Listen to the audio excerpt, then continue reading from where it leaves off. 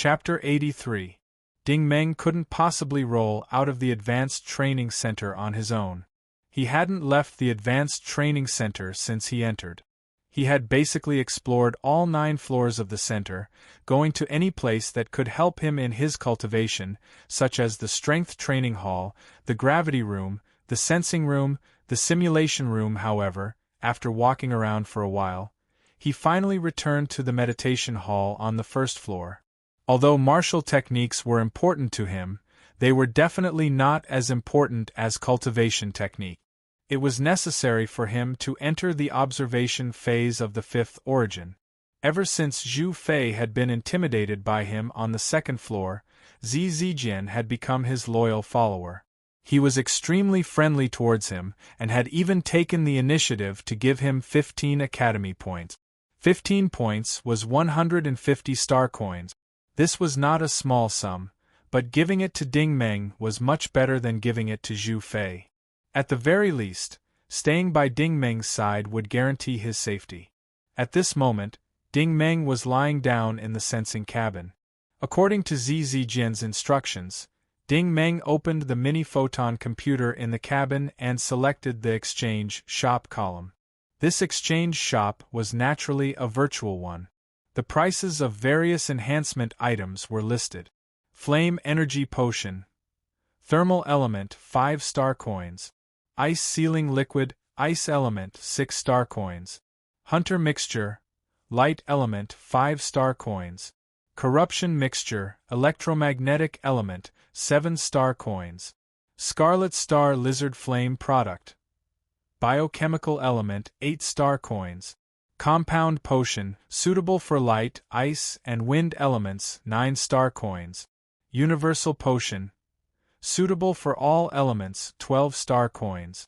These amplification potions were specially made according to the different faculties. The Flame Energy Potion was a unique amplification potion of the Listen Academy. After using it, one would be able to greatly increase one's training speed. A similar amplification potion would cost 24 star coins, which was almost 5 times the market price. This was one of the reasons why the Listen Academy was so popular among the students. After using points to purchase, the sensing cabin would not provide you with the actual item. Instead, a healing gun would extend from the cabin and directly inject the potion into your body. As soon as the potion dissolved into his blood, Ding Meng felt a thin but strange heat flow. After this heat flow passed through his heart, the 4 origin points began to rotate rapidly. The absorption, modification, and diffusion of origin energy were much faster than before. After the heat flowed into his brain, Ding Meng felt that his brain was particularly relaxed, and his consciousness was clearer. Even his thinking speed was faster, and it was easier for him to concentrate. The effect of this was the enhancement of his memory. Previously, Ding Meng had relied on nutrient solutions to support his cultivation. However, after taking the amplification elixir, the time he spent was greatly reduced. From another perspective, the benefit of the amplification elixir was that it saved him both time and nutrient solutions. Ding Meng only needed 2 hours and 23 minutes to observe the 5th origin. That was enough time for him to memorize its internal structure. The 4th origin, on the other hand, was not even 1/3 as complex as the 5th origin. It took him more than 3 hours just to observe it. Little Rascal said, "The effects of this flame energy elixir can last for 23 days. According to my calculations, it can increase your cultivation speed by 20%, Ding Meng." A 20% increase in cultivation speed would only appear on origin energy cultivators. It would not be possible for high-level origin energy cultivators. This was because there were great differences between people, and the same elixir would have different effects on different people. Ding Meng was also aware of this. Elixirs were not without their hidden dangers.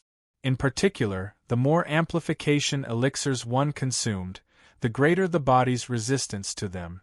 In the end, similar elixirs would become practically useless.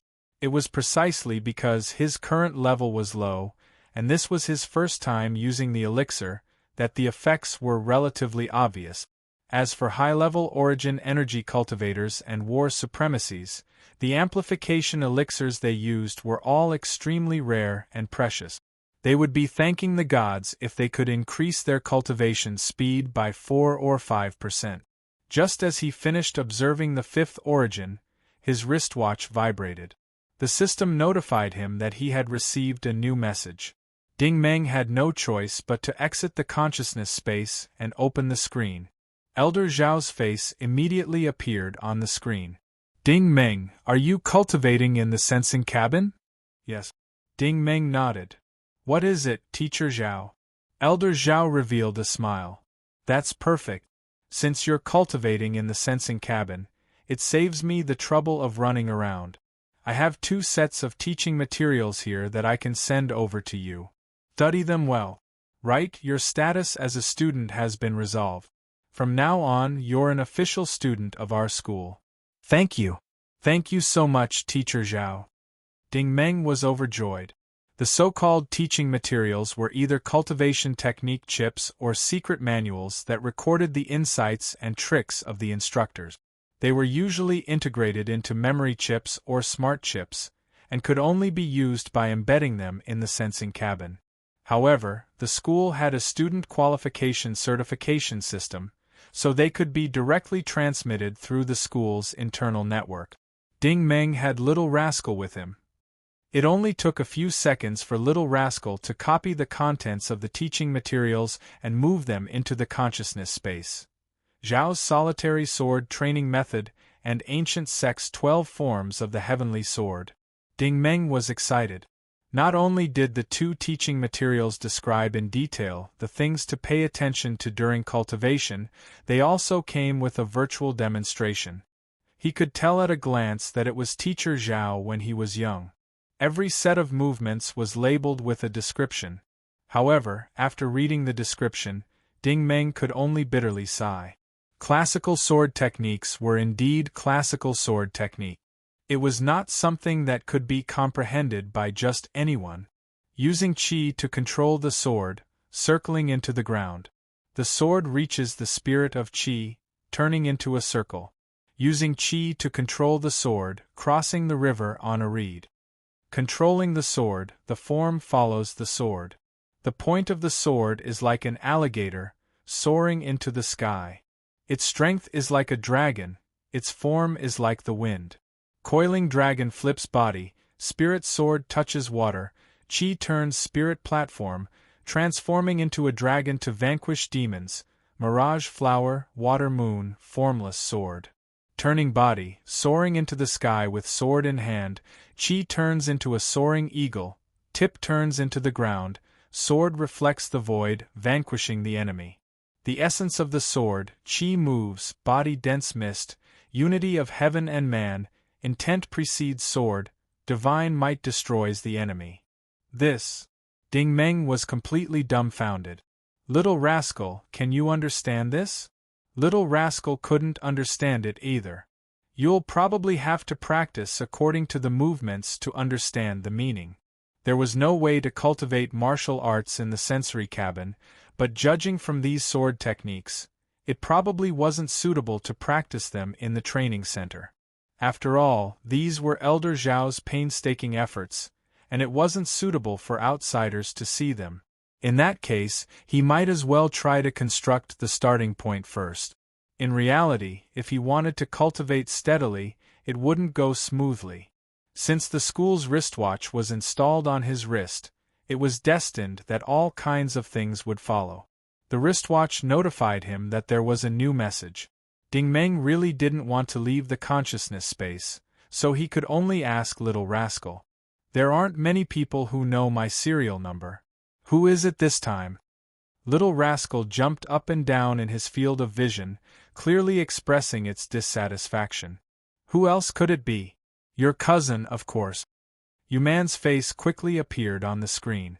Looking at the background behind her, she should be in the training room, but Yuman's expression looked a little panicked.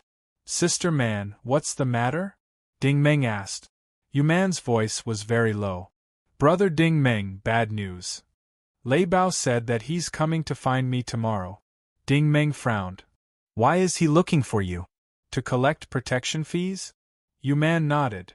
Yes, he wants everyone in this dorm to pay. Ding Meng asked, how much does he want? Yu Man said, 400 star coins per person. Then just give it to him, Ding Meng said unconcernedly. His line of thinking was actually quite reasonable.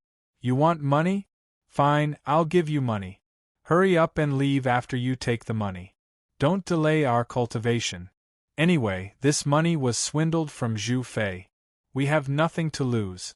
The right thing to do is to hurry up and cultivate. Why waste time with some hooligans in school? In fact, Yu Man also thought so, but she kept feeling that something was wrong. The news of Zhu Fei beating up Jeannie Chen during the day had spread like wildfire in the Western District. Jeannie Chen being beaten up would naturally alarm Jin Xiaoqi, and once Jin Xiaoqi found out, she would sooner or later alert Lei Bao. Now that Lei Bao had said something, it would be strange if Yu Man wasn't nervous. After all, she was a poor student. It was normal for her to be afraid when it came to these kinds of things. If she was a rich and powerful student, it would be strange if Lei Bao dared to charge her money. Chapter 84. There were a total of 4 girls in Yu Man's dormitory.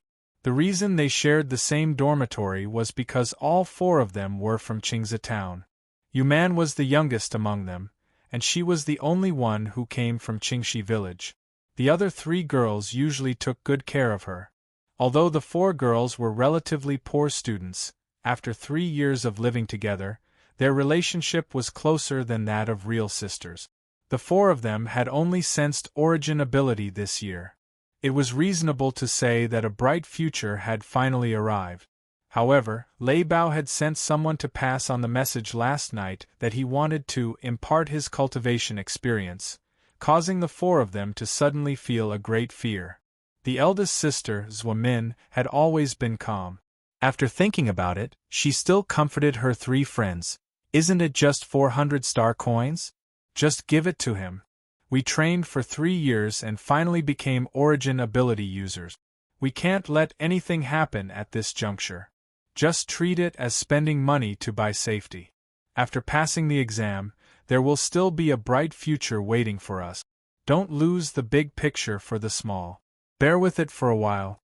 Aman's conditions aren't good. I'll help you pay for it, since it was the eldest sister who got the attention. The 4 sisters continued to go to the 5th floor's practice room early in the morning. Everyone didn't dare to slack off for a moment because their respective families were doing their best to support their studies.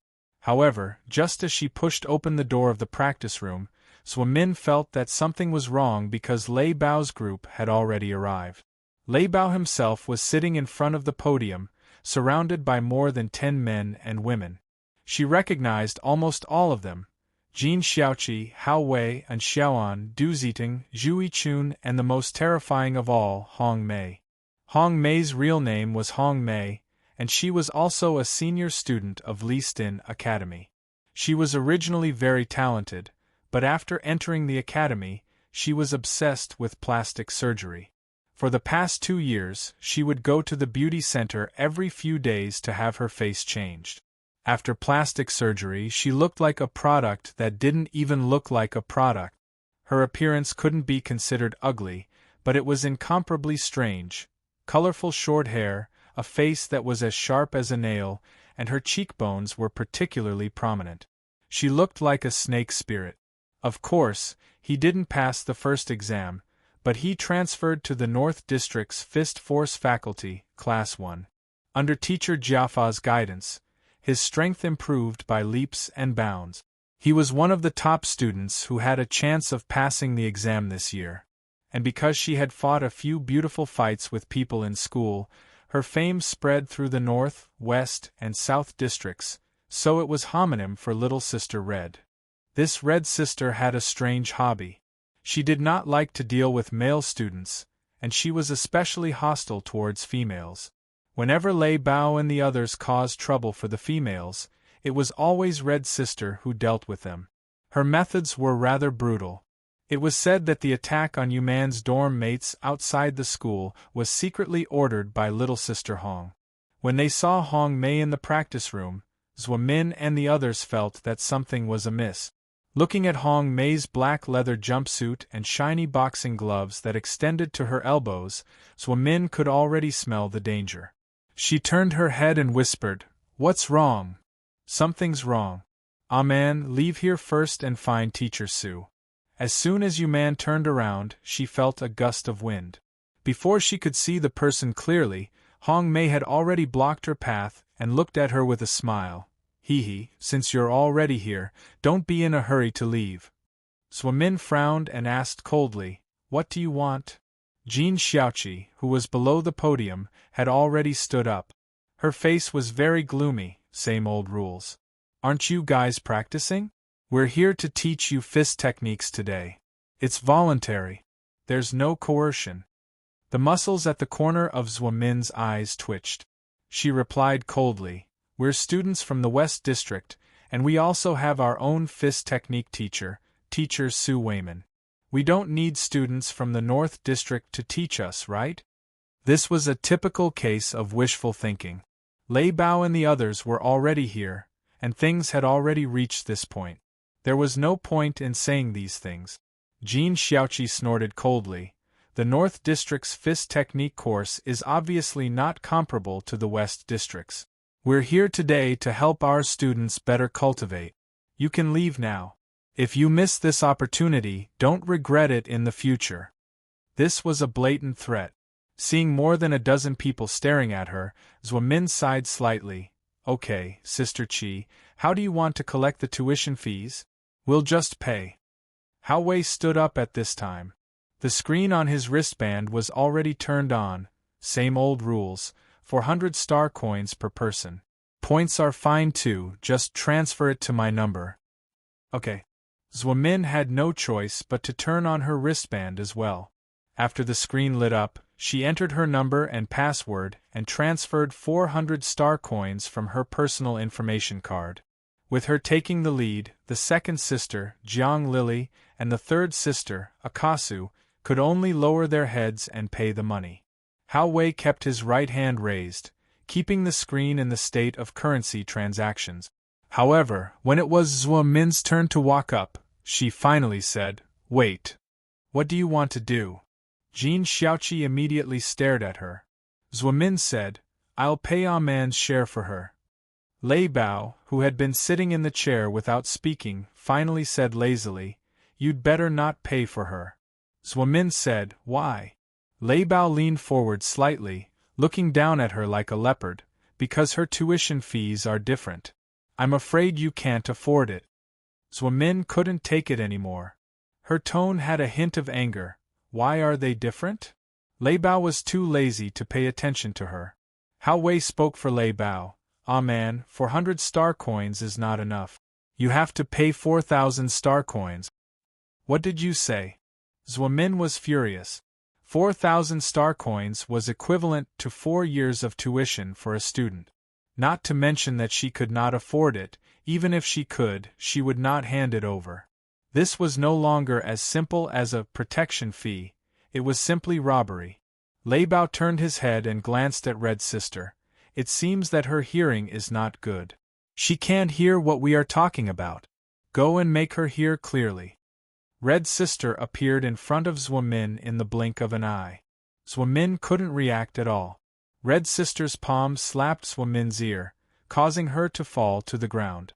This slap caused Zhou Min to see stars and her nose to bleed. "Sister Min," Yu Man and the other two exclaimed and ran over.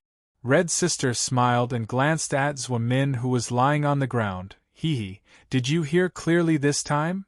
Yu Man's eyes were filled with anger. "Why do I have to pay 4,000 star coins? This is not fair." "Fair?" Red Sister smiled again as if she was looking at a pitiful worm. "In our Norse Empire, have you ever seen any fairness?" Yu Man understood what she meant. The Norse Empire advocated force, and Leaston School was no exception. Did you think the school didn't know about protection fee? That would depend on who was collecting the fee. Zhou Min crawled up from the ground, her eyes filled with anger.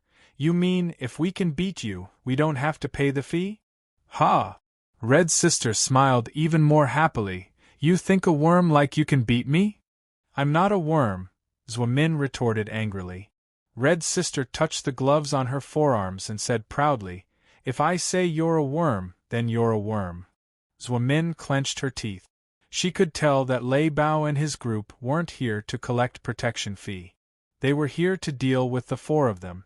Seeing her unconvinced expression, Red's sister became even more interested. Don't be unconvinced. If you have the guts, then come and try. You'll know that I'm not lying. Don't even think about beating me. If you can even land a hit on me, then I'll consider it your win. I'll even refund all the fees to you, but, her tone changed again as she pointed at Zwamin, if you can't hit me, then you still have to pay 4,000 star coins. Zwamin gritted her teeth and said, You said it yourself. I said it, so I'll keep my word. Red's sister hooked her finger at her. Come and hit me. Chapter 85. Zwamin didn't waste any time. She rushed forward and threw out a punch. She was also using a basic fist technique like Bright Fist, and she was even more proficient in it than in Shaoan. It could be seen that she had put in a lot of effort to practice it. As she threw out punch after punch, there were even faint, pring sounds of explosions in the air. Unfortunately, when faced with a high-level origin ability user like Hong Mei, the bright fist of an ordinary origin ability user was really just a flowery fist with no practical footwork. Don't even talk about hitting her, she couldn't even see Hong Mei's floating figure clearly. In the middle of the practice room, there was only a black shadow flashing back and forth, just like a demonic mass of chaos. Hong Mei cultivated light origin ability. This type of origin ability user focused on their body movement, footwork, reaction, and agility. They focused on speed and were very difficult opponents to deal with in actual combat. Zwamin's bright fist was thrown out, but she couldn't even touch the corner of her opponent's clothes. Hong Mei retreated far away, the corner of her mouth revealing a disdainful sneer. Are you done? Now it's my turn, right? With a pring sound, Zwamin suddenly bent over in pain. Before she could completely bend over, Hong Mei's uppercut hit her chin. Zwamin flew out like a kite with a broken string. Her entire body smashed into the soft rubber target on the wall and fell down. This scared Yu Man and the other two. They quickly rushed over to help Zwamin up. Zwamin's front teeth had been knocked out, and her chin was dislocated. Blood flowed out from her mouth. Hong Mei stood there confidently and smiled. How is it? Little reptile, are you convinced now? Zwamin's "wua" sounds were unclear, but the expression on her face was even more furious. She broke through the crowd and threw herself at Hong Mei without a care for anything else. She had clearly lost her mind and was ready to fight with her life on the line. She felt that she was about to explode, but in the eyes of others, it wasn't the case. Hong Mei reached out and grabbed her by the back of her neck, lifting her up as if she was carrying a duck that was struggling for its life. Hee little reptile, are you still not convinced? Zwamin was already powerless to retaliate, so she simply spat out a mouthful of blood. Little Red's snake-like face was immediately dyed red, making her look even more like the face of a female demon. Red's sister's expression changed instantly, and a ferocious glint flashed in her eyes. You're courting death. After that, she grabbed Zwamin's neck with her left hand and punched Zwamin's heart with her right hand. The sound of bones breaking could be heard clearly in the training room. Thermodynamic ability users usually constructed their origin points from the heart. Currently, Zwamin had yet to construct her origin point. All she had was her perception point. How could she withstand such a heavy blow? Sister Hong clearly wanted to cripple her. Stop, don't fight. Yu Man and the other two rushed up to him. Do you think I won't fight just because you told me not to? Little Red casually swung her arm, and Zwamin's entire body smashed towards the three of them. The three of them immediately collapsed to the ground. Zwamin was completely covered in blood. She curled up into a ball on the ground. She had already fainted, but her body was still trembling spontaneously. Obviously, she was seriously injured. Yuman was also angry. She stood up and glared at Jin Xiaoqi. You bastard, come at me instead of Sister Min." She also understood that because of Jin Yichen, Jin Xiaoqi had specifically come to cause trouble for her. She didn't expect that Swa Min would be beaten up for no reason. However, the person who answered her this time was Lei Bao. Lei Bao's tone became thoughtful. "I heard that fat pig gave you 600 star coins and said that Ding Meng asked him to transfer it to you." Yuman's heart sank. She thought that Lei Bao was coming for her. She didn't expect that Lei Bao's target was actually Ding Meng. Lei Bao sneered. "It seems that your cousin from the countryside is quite capable. He's also very good at finding money." Yuman stared at him with hatred. "What do you want?" Lei Bao waved his hand. "Ask your cousin to come to me with 8,000 star coins and apologize to Yichen formally. Then I'll let it go. If I don't see him before 12 o'clock tomorrow, I'll come to you again. At that time, I won't be able to get through as easily as today." After that, he got up and walked towards the door. As soon as he got up, the others followed him. Before leaving, Jin Xiaoqi glanced at Yuman proudly. "Humph, Xiaoman, I already reminded you not to take too long to think about it. Now, you even implicated your roommate. Why do you have to do this?" Yuman was flustered and exasperated. She shouted, "Jin Xiaoqi, you are simply shameless. How dare you talk back? Kneel down." Little sister Hong directly threw a punch at Yuman. Yuman had no strength to resist at all. Her shoulder made a crisp, kacha sound as she clutched her shoulder and fell down. Man! Jiang Lily and Akasu also exclaimed and ran over. A group of good-for-nothings. What a waste of my time. Hong Mei shook her neck and moved her joints. Then she also left. Jiang Lily and Akasu were completely frightened at this time. They turned on their wristbands and desperately called, "Mr. Su, is that Mr. Su?" Swa Min was seriously injured by people from the boxing department. "What should we do?" Yuman was also injured. The image of a middle-aged man with a kind face appeared on the screen. "What happened? Who injured her?" Jiang Lily cried and said, "It was Lei Bao and Hong Mei from the boxing department of the Northern District." Su Weiman's face also showed a trace of anger. "Why is it this group of students again? They make trouble every day. Are Xiao Min and Man seriously injured?" Akasu also cried, "Sister Min's breathing is so weak. I'm afraid she can't make it. Mr. Su, what should we do?" Su Weiman seemed to suck in a breath of cold air. His face also became serious. "Listen up, you two. Hurry up and carry them to the Western District Medical Department for emergency treatment. I'll go inform Mr. Jiafa. I'll be there soon." At the same time, in the Advanced Training Center, Ding Meng was still lying in the induction cabin, constructing the origin point. He was already a third of the way to the fifth point. Just as he was concentrating, the wristband in an unfriendly manner vibrated again. Little rascal couldn't help but sigh. "If you ask me, you shouldn't accept this thing. There are too many trivial things all day long. It affects your cultivation." Ding Meng also sighed. "Let's connect it." Zhu Fei's flattering face quickly appeared on the screen. "Brother Ding, sorry to disturb you." Ding Meng said, "What do you want?" Zhu Fei's expression also became serious. "Brother Ding, this isn't about me. It's about you. Sister Man's roommates were beaten up by Lei Bao and the others. They're seriously injured. They're now in the medical department for emergency treatment." Ding Meng didn't get angry or stand up in shock as he imagined.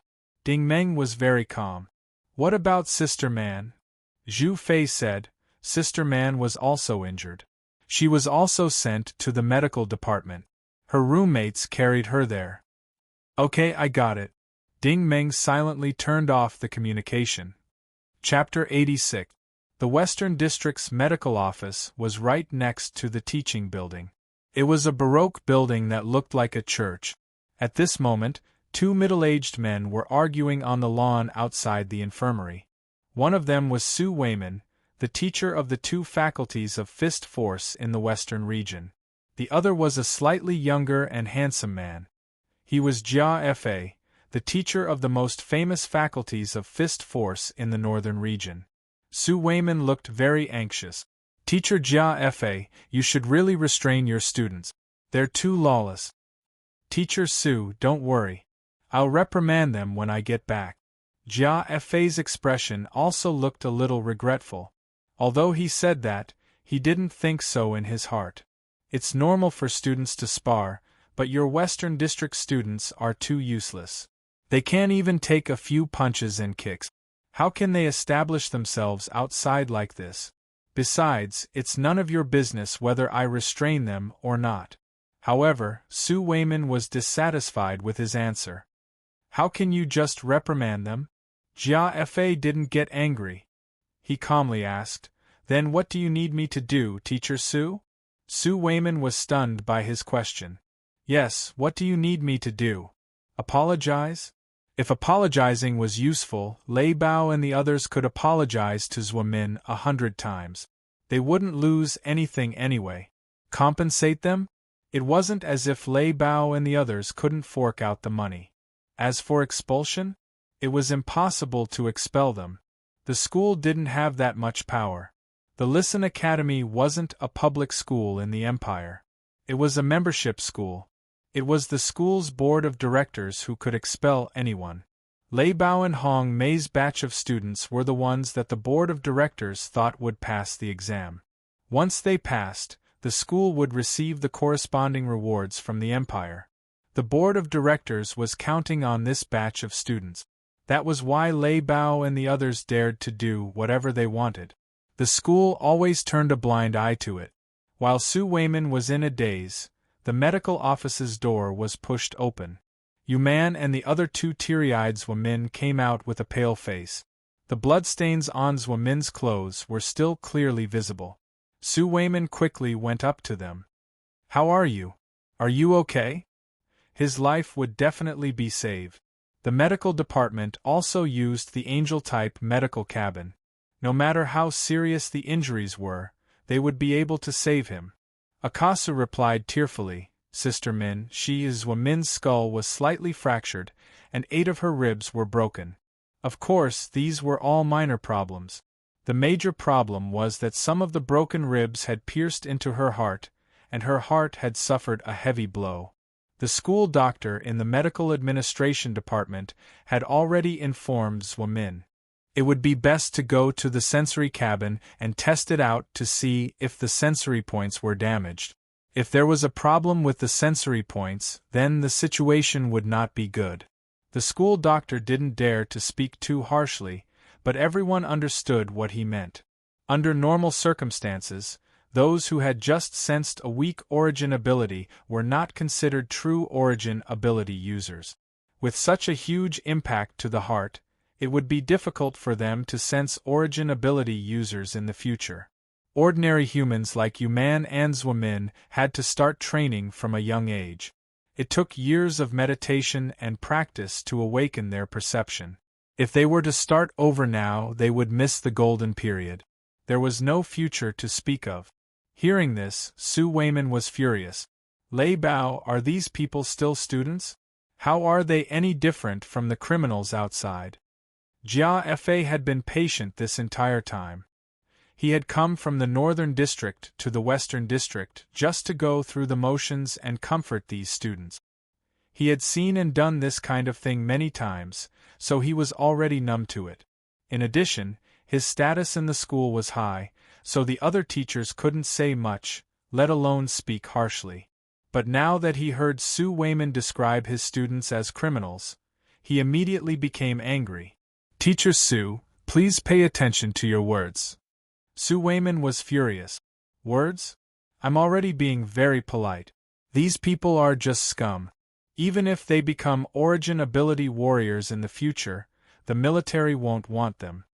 Jia Fa calmly said, if they can't even become origin ability warriors, then the military won't want them. Sue Wayman glared at him. Teacher Jia Fa, it's fine if you don't say anything, but you don't even have a basic attitude. Instead, you're protecting them. As a teacher, don't you feel ashamed?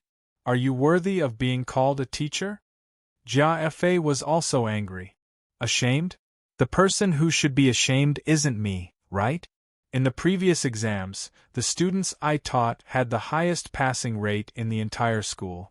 What about you, Teacher Su? What kind of students do you teach? They can't even deal with the basic punches and kicks of origin ability users. Should you feel ashamed? Or should I be more worthy of being called a teacher? Su Weiman was so angry that he almost spat out a mouthful of blood. You're just a robber. You let high-level origin ability users and perceptors fight. Is there even a need to ask the results? It's like a chicken fighting a horse. Is there even a need to say who's going to win? Jia Fa coldly looked at him, as if he was looking at an ignorant person who didn't know what he was talking about. So you also know that you're a fist technique teacher, and I'm also a fist technique teacher. There's no difference between us. The students you teach are chickens, and the students I teach are horses. Who can you blame? Are you blaming me? If you're incompetent, then don't blame others. Many people have this problem. They don't want to find fault with themselves. You. Su Weiman was so angry that his whole body trembled. He couldn't speak at all. But at this moment, a cold and indifferent voice came from behind him. What you mean is that those who are weak should be beaten and should die, right? Is that what you mean? His voice wasn't loud, but there was an oppressive coldness in his cold tone, causing others to feel an indescribable chill. Jia Fa turned around and saw two people, both wearing the school uniform. He couldn't help but frown and reveal a dignified expression. Which department are you students from? Ding Meng was too lazy to pay attention to him. Ding Meng ignored him, so his loyal follower wouldn't open his mouth. Ding Meng directly walked towards Yu Man. Sister Man, I'm here. Little brother Ding Meng. Yu Man's tears suddenly poured out. She didn't cry when she was beaten, but now that she saw Ding Meng, she actually cried. What's wrong? Ding Meng pulled on her sleeve to comfort her. Yu Man choked with sobs. Sister Min is also from Verdant Tarn town. Her father passed away, and her mother was a delivery woman in town. She had been living frugally to send her here, but now everything is gone. She couldn't finish her sentence, but Ding Meng completely understood what she meant. Just a moment ago, he was 40 meters away, but his telekinesis vision had already heard the entire conversation. If this was in the past, Ding Meng wouldn't be moved at all. He had always pursued the principle of independence. The life and death of others had nothing to do with him. But ever since he came to Qingxi Farm and entered normal society, he gradually understood the difficulties of poor students like Yu Man after witnessing the situation of old Yu's family with his own eyes. In Heijin Base, everyone sought survival. If they couldn't avoid death, then they would accept it. If they died, then they died. Death might be a relief. But if Lei Bao and the others ran amok, not only would Zhou Min and the others not die, but they would also suffer endless pain and torture. Their families, who were already full of hardships, would also be implicated. When Little Four died, Ding Meng didn't feel angry. Instead, he pulled himself together and became even more determined. Even when he saw Yu Man and Zhou Min in their current state, he still remained calm. But when he heard Jia Fa and Su Weiman's quarrel, an evil fire rose in his chest. He couldn't help but secretly sigh. I really don't understand. Why do people always like to bully those who are weaker than themselves? Little Rascal also sighed. Bullying the weak and fearing the strong is one of your human nature. I know. The weak are prey to the strong, and the survival of the fittest. Ding Meng's gaze turned to Jia Fa. If he bullied them, then so be it. But when he bullied them, he still acted like it was natural and self-righteous. This guy is really hateful. Little Rascal immediately agreed. That's right. He doesn't look like a teacher at all. His face is completely ugly. Jia Fa was a little annoyed by Ding Meng's glare. He could also feel the cold hostility in the other party's eyes. Big sister man, who did it? Ding Meng turned around and asked. Jiang Lily answered before Yu Man could. Lil brother Ding, it was Hao Wei who took the money. Hong Mei did it. Jin Xiaoqi and Xiaoning and the others also came along. She was no doubt a smart girl. When she saw that Yu Man's cousin dared to ask such a question, she knew that he must have some confidence. In her mind, someone who could order Zhu Fei around couldn't be bad. However, Jia Fa smelled a hint of unease from Ding Meng's cold tone.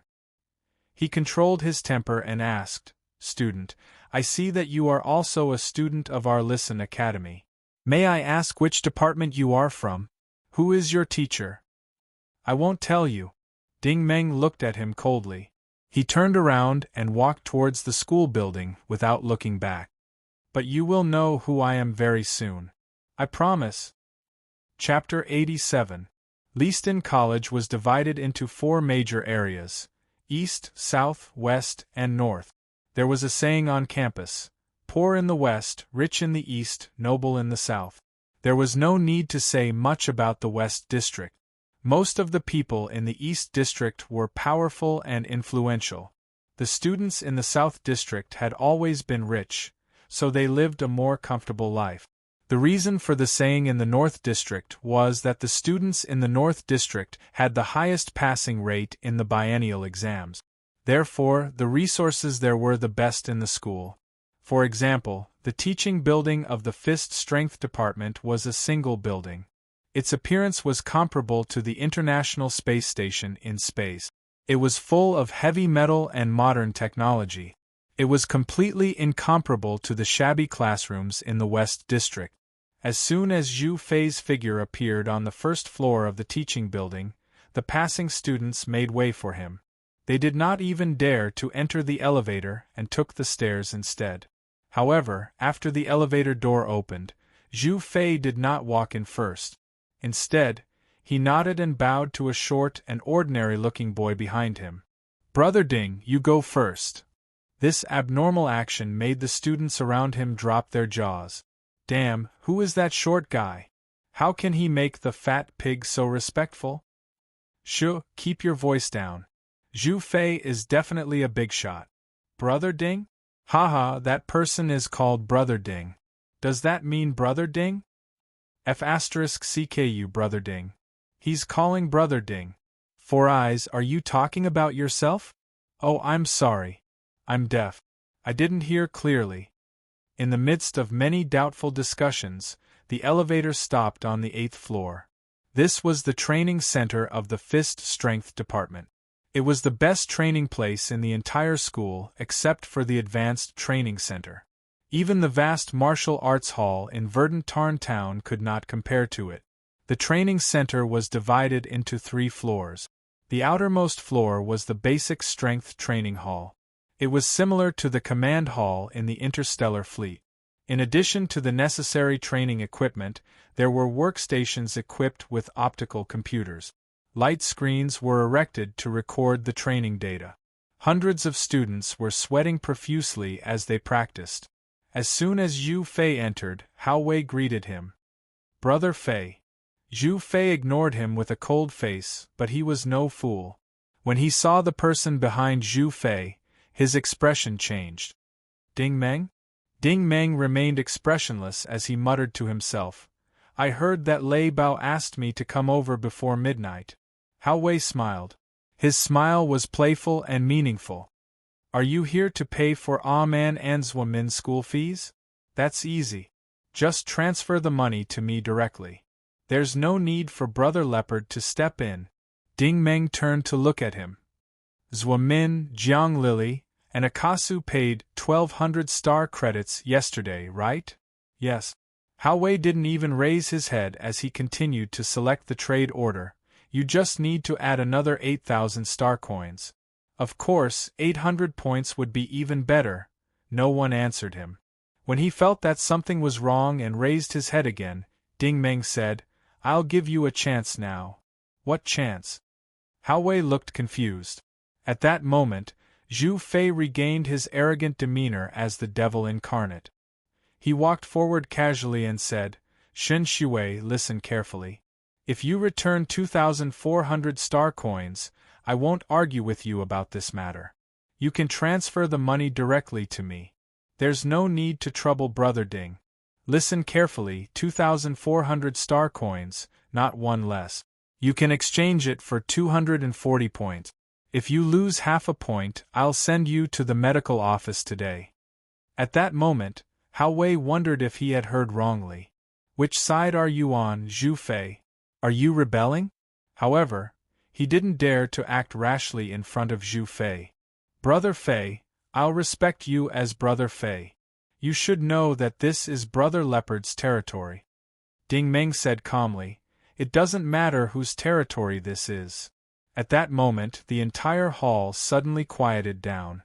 The conversation between Ding Meng and the other two was heard clearly by everyone present. Everyone looked at them in surprise. This was not right. To be precise, such a scene had never appeared in this place before. Hao Wei still didn't dare to believe the other party's words, but his own voice was clearly trembling. Ding Meng, I know you have some skills, but let me warn you, in front of Brother Bao, you are nothing, you. His voice was abruptly interrupted by Ding Meng. I'll count to 3. 3, 2, 1. Before the word 1 could leave his mouth, Hao Wei turned around and dashed towards the entrance of the inner area. He knew his limits. Regardless of whether it was Ding Meng or Zhu Fei, they were not people he could fight against. Thus, he decided to play it safe and run away first. However, reality proved that even if he wasn't a hero, he still had to suffer a loss. He hadn't even run 10 meters when he experienced the feeling of riding on the clouds. His whole body was light as a feather. No matter how much strength he exerted in his legs, his body couldn't move forward even half an inch. Ding Meng was already behind him. He reached out and grabbed him by the back of his neck. Hao Wei's feet were still kicking in the air. You have a weak kidney. Brother Ding is usually reasonable. If you don't listen to him, you are courting death. Zhu Fei sneered. If Zhu Fei had been shocked by Ding Meng's amazing strength in the advanced training center, then he really admired Ding Meng now. Originally, he did not want to come on this mission. After all, he had been hanging out with Lei Bao and the others. However, Ding Meng had asked him to come with him. Even if he had 10,000 guts, he would not dare to say that he was not free. Yuman's incident had happened because he had acted on his own initiative to teach Jin Chen a lesson. However, Ding Meng had not mentioned a word along the way, which meant that he did not blame him. Now that he was here, he had taken action personally and did not ask him to do anything. His meaning was obvious. I am saving you face. You don't have to do anything, lest others say that you are a traitor in the future. Thinking of that, Zhu Fei sighed in his heart. Brother Ding is a person who pays attention to details. Ding Meng grabbed Hao Wei like he was catching a shrimp. I'll give you one last chance. Are you going to refund the money or not? If you continue to be stubborn, then we will have to meet in the medical department. That was a slang in the Christine Academy. Meet in the medical department meant that they would beat you until you were either dead or crippled. Then, you would be sent to the medical department. After the treatment, your origin energy would collapse and you would be in a state worse than death. No matter how intimidating Lei Bao was, it was not as important as his origin energy. Hao Wei knew that. Retreat. I'll retreat. Hao Wei struggled desperately and shouted, Brother Ding, please be merciful and let me go. Ding Meng threw Hao Wei to the ground with a thud. Zhu Fei had already turned on the screen on his wrist device and walked over. He snorted disdainfully. You have weak kidneys. You are lucky. If I were Brother Ding, you would have been dead a long time ago. How dare you run? Hao Wei had a bitter expression on his face as he transferred 2,400 star coins to Zhu Fei. He now knew Brother Ding's style. I don't care if you collected money or hit people before, but you have to pay me back double. As soon as Zhu Fei received the money, He immediately smiled at Ding Meng. Brother Ding, the amount is correct. At that moment, the other students in the hall were dumbfounded. F*ck, even a fat pig would not flatter Lei Bao like that. Who is this Brother Ding? Ding Meng suddenly spoke again. Where is Genie Chen? Where is he? Hao Wei's face was so bitter that it looked like water could be wrung out of it. Brother Ding, I don't know. Ding Meng lowered his head and glanced at him. Hao Wei was so scared that he almost jumped up. I really don't know. Ding Meng stared at him. But you have a way to find out, right? Hao Wei was stunned for a while, then he nodded hard. Yes. I will immediately ask someone to inform him to come over. He was still afraid that Ding Meng would not let him go, so he asked carefully, Brother Ding, why are you looking for Genie Chen? Ding Meng said calmly, I want to apologize to him. Hao Wei was dumbstruck. What the hell was going on? He really couldn't figure out what Ding Meng was planning no matter how hard he cracked his head. Chapter 88. Genie Chen and Jin Xiaoqi appeared at the same time 10 minutes later. Genie Chen was still elegant and looked very happy. Jin Xiaoqi didn't change much. She wore heavy makeup and was arrogant. She didn't take the people in the hall seriously at all. However, after seeing Zhu Fei, Jin Xiaoqi waddled over. Yo, Zhu Fei, you're finally willing to show up. I don't know what kind of enhancement medicine you ate, but you actually attacked my Xiao Chun. Zhu Fei was usually angry about taking the wrong medicine. When he saw Jin Xiaoqi's sarcastic look, he became angry and said, Bitch, open your eyes and see clearly. Brother Ding came in person. Jin Xiaoqi noticed Ding Meng sitting at the workbench and said, Oh, I remember. You are Man's cousin in the countryside. She suddenly found that Hao Wei was also sitting next to Ding Meng, but she didn't find that Hao Wei's legs were trembling. She said, Haha, are you here to pay for Man's tuition? Yes. Ding Meng answered calmly. Good boy. Jin Xiaoqi snapped her fingers and asked, Have you paid the money? This question was directed at Hao Wei. Hao Wei looked at Ding Meng. Ding Meng seemed to be very calm. He looked at Zhu Fei again and found that Zhu Fei was glaring at him fiercely. He could only answer with gritted teeth, Yes. Jin Xiaoqi smiled more happily and said, I have said that Bao's words are still effective in the Western District. Yes. Hao Wei could only bite the bullet and answer. He also said that he would apologize to Yi Chen. Genie Chen suddenly smiled and walked forward. It turns out that you are Man's cousin. We are on the same side. Man and I are actually quite fated. To tell you the truth, I saw her buying medicine in the shopping store last month. His words were suddenly interrupted by Ding Meng coldly. Lei Bao wants me to apologize to you formally. How formally? That's simple. Jin Xiaoqi raised her chin and said proudly, From today on, my Xiaoqun should be your elder brother. In the future, if he asks you to do something, you have to do it. If he asks you to run errands, you have to run errands. Look at your rustic appearance. Alas, people from the countryside are all like this. But Xiaoman is not bad. She and Xiaoqun are a good match. I don't need to teach you how to do this, right? Ding Meng said, Are you done?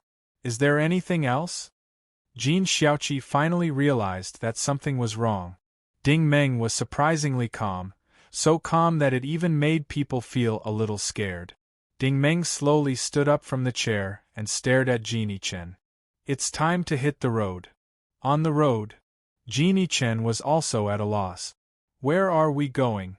Ding Meng said coldly, Go to the medical office. As soon as his voice fell, Genie Chen suddenly flew upside down. When he was flying halfway, a chair whizzed through the air and hit him, which directly deformed it. Genie Chen lay motionless on the ground after falling down. Obviously, he had been knocked unconscious, but blood was gurgling out of his mouth. He looked like a living dead. How did Ding Meng do it? Except for Zhu Fei, no one present could figure it out. Jin Xiaoqi was scared out of her wits by this sudden change. She screamed and rushed over, Xiaoqun, Xiaoqun? Don't scare me. Wake up, wake up. Someone come quickly. She cried and wailed, but Hao Wei was dumbfounded. He knew that Ding Meng was powerful, but he did not know how powerful Ding Meng was. Now, he finally saw that Ding Meng had been sitting on a steel-framed chair. Such a steel chair could actually deform a person when it was hit.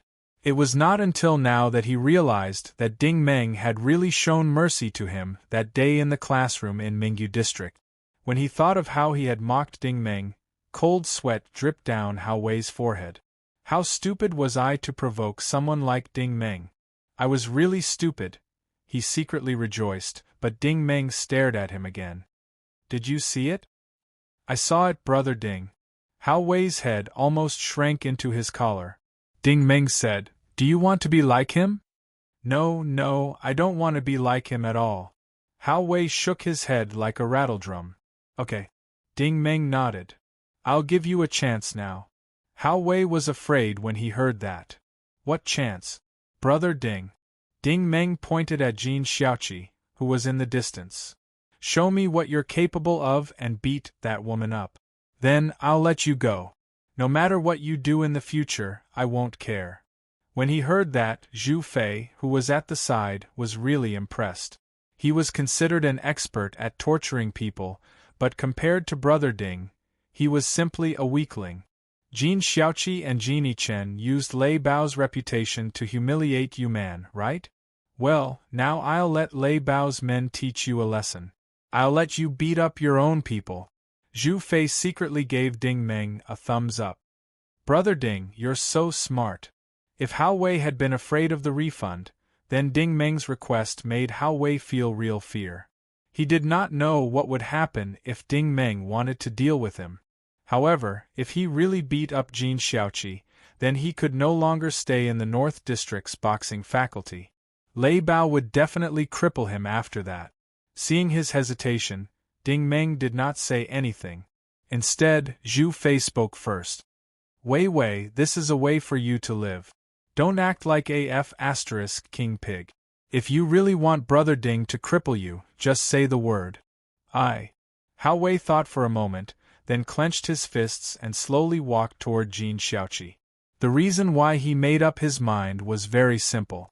Even an unreasonable person like Zhu Fei had sided with Ding Meng. If Hao Wei did not know how to make this choice, then he would really be a pig. When she saw that Hao Wei was really walking over, Jin Xiaoqi's pupils began to shrink. Hao Wei, are you King crazy? Hao Wei was not crazy. She was the one who was crazy because Hao Wei had punched her in the face and deformed her face. Hao Wei's forehead was covered in cold sweat. Sister Qi, I'm sorry. I was forced. Zhu Fei was immediately dissatisfied. What do you mean by forced? This is voluntary. It's just a spar between classmates. Brother Ding, am I right? Ding Meng did not answer. This was the effect he wanted. He wanted to make the siblings not dare to have any fantasies about man. Hao Wei's punch made Jin Xiaoqi lie on the ground with her hands covering her face. She was in so much pain that she kicked and screamed. Hao Wei immediately turned his head and looked at Ding Meng. Ding Meng looked thoughtful. That day in the classroom in Mingyu District, your performance was not so bad. Hao Wei gritted his teeth again, raised his fist, and punched her a few more times. Jin Xiaoqi could not make a sound at all. She lay on the ground like mud, and her face had completely turned into a pancake. Hao Wei's teeth were chattering. Is that enough? Brother Ding. Ding Meng did not even bother to look at him. He did not speak, but the expression on his face was so cold that it could freeze. Hao Wei gritted his teeth so hard that they almost broke. He raised his fist and punched Jin Xiaoqi all over her body. He did not know how long he had been punching her, but Jin Xiaoqi could no longer be seen. She fell to the ground like a pile of rotten meat. Hao Wei turned his head to look at Ding Meng again. This time, he did not ask any questions because he was tired of punching her. Ding Meng was expressionless. You can leave now. In fact, it was difficult for him to leave even if he wanted to, because a sharp and thin voice came from the door. Xiao Wei, you have guts. You even dare to hit your sister-in-law. You've really grown up. When Zhu Fei saw it, he immediately lowered his head to Ding Meng and whispered, "Brother Ding, it's Hong Mei." There was no need for him to remind him. Ding Meng had already sensed the fluctuation of origin energy. It was indeed much stronger than that of an ordinary origin ability user. Chapter 89. Little Red was still dressed in black leather, and she was also wearing a pair of metal gloves. However, her expression was not as relaxed as it had been the day before. Her gaze was locked onto Ding Meng. "You're Yu Man's cousin?" Ding Meng finally revealed a cold smile. "You're wrong. I'm not." Little Red stared at him with interest. "Then who are you?" Ding Meng said, "I'm Zhou Min's cousin." He mentioned Zhou Min because he wanted to remind her that she was the one who had crippled Zhou Min. However, Little Red did not seem to care. "So what?" Ding Meng said, "It's very simple. If you can cripple her, then I will naturally cripple you as well." Little Red raised her head and laughed coldly. "Anyone can talk big. I don't need to talk big." Ding Meng looked at her calmly. "In your eyes, she's trash, but in my eyes, you're also trash." Hiss! Everyone around them sucked in a sharp breath. Little Red was a top student who had the potential to become an origin warrior. Ding Meng actually called her trash. They did not know how strong this Ding Meng really was. For a moment, everyone was very curious, but they were not willing to leave. As such, the crowd all retreated a dozen or so meters. Little Red also took in a deep breath, forcefully suppressing the anger that was rising in her heart. Previously, she had not taken Yu Man's people seriously, but when she walked in, she realized that this Ding Meng in front of her was actually able to make Zhu Fei and Hao Wei obey him. She immediately realized that this person was not simple. But so what? She was ranked 19th in the Listen Academy. As for the 18 people ranked above her, not only did they not have the name Ding Meng, they did not even have anyone with the surname Ding. She did not believe that this person was very powerful. Hee, interesting. Little Red laughed. "I also admire you. No one has ever dared to come here and cause trouble. You're the first." Ding Meng also smiled. "I've never dealt with women.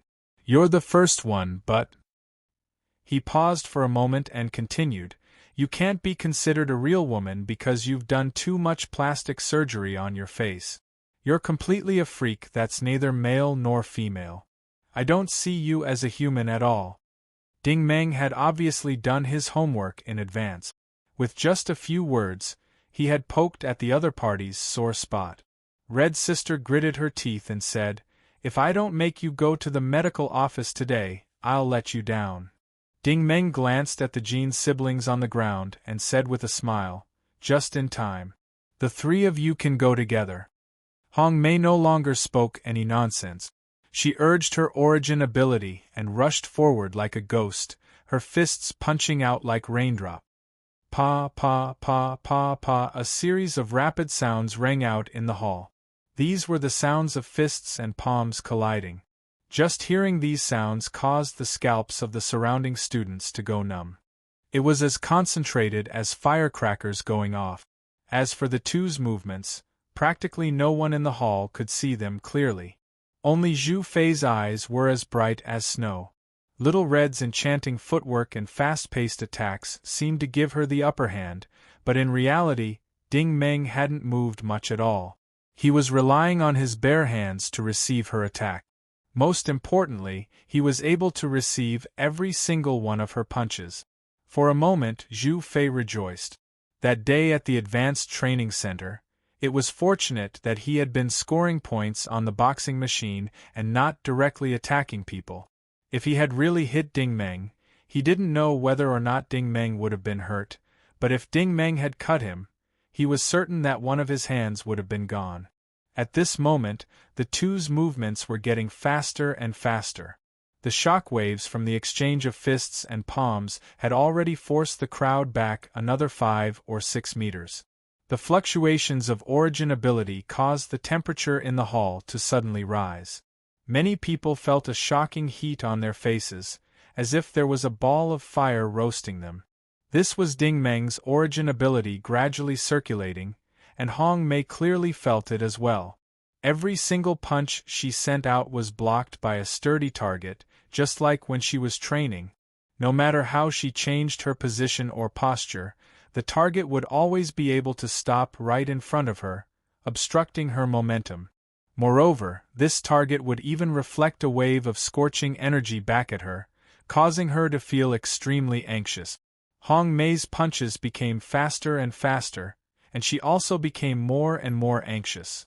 In reality, her heart was constantly sinking. After throwing at least 40 or 50 punches, she couldn't even touch Ding Meng's clothes. She was now experiencing what Swa Min had felt the day before.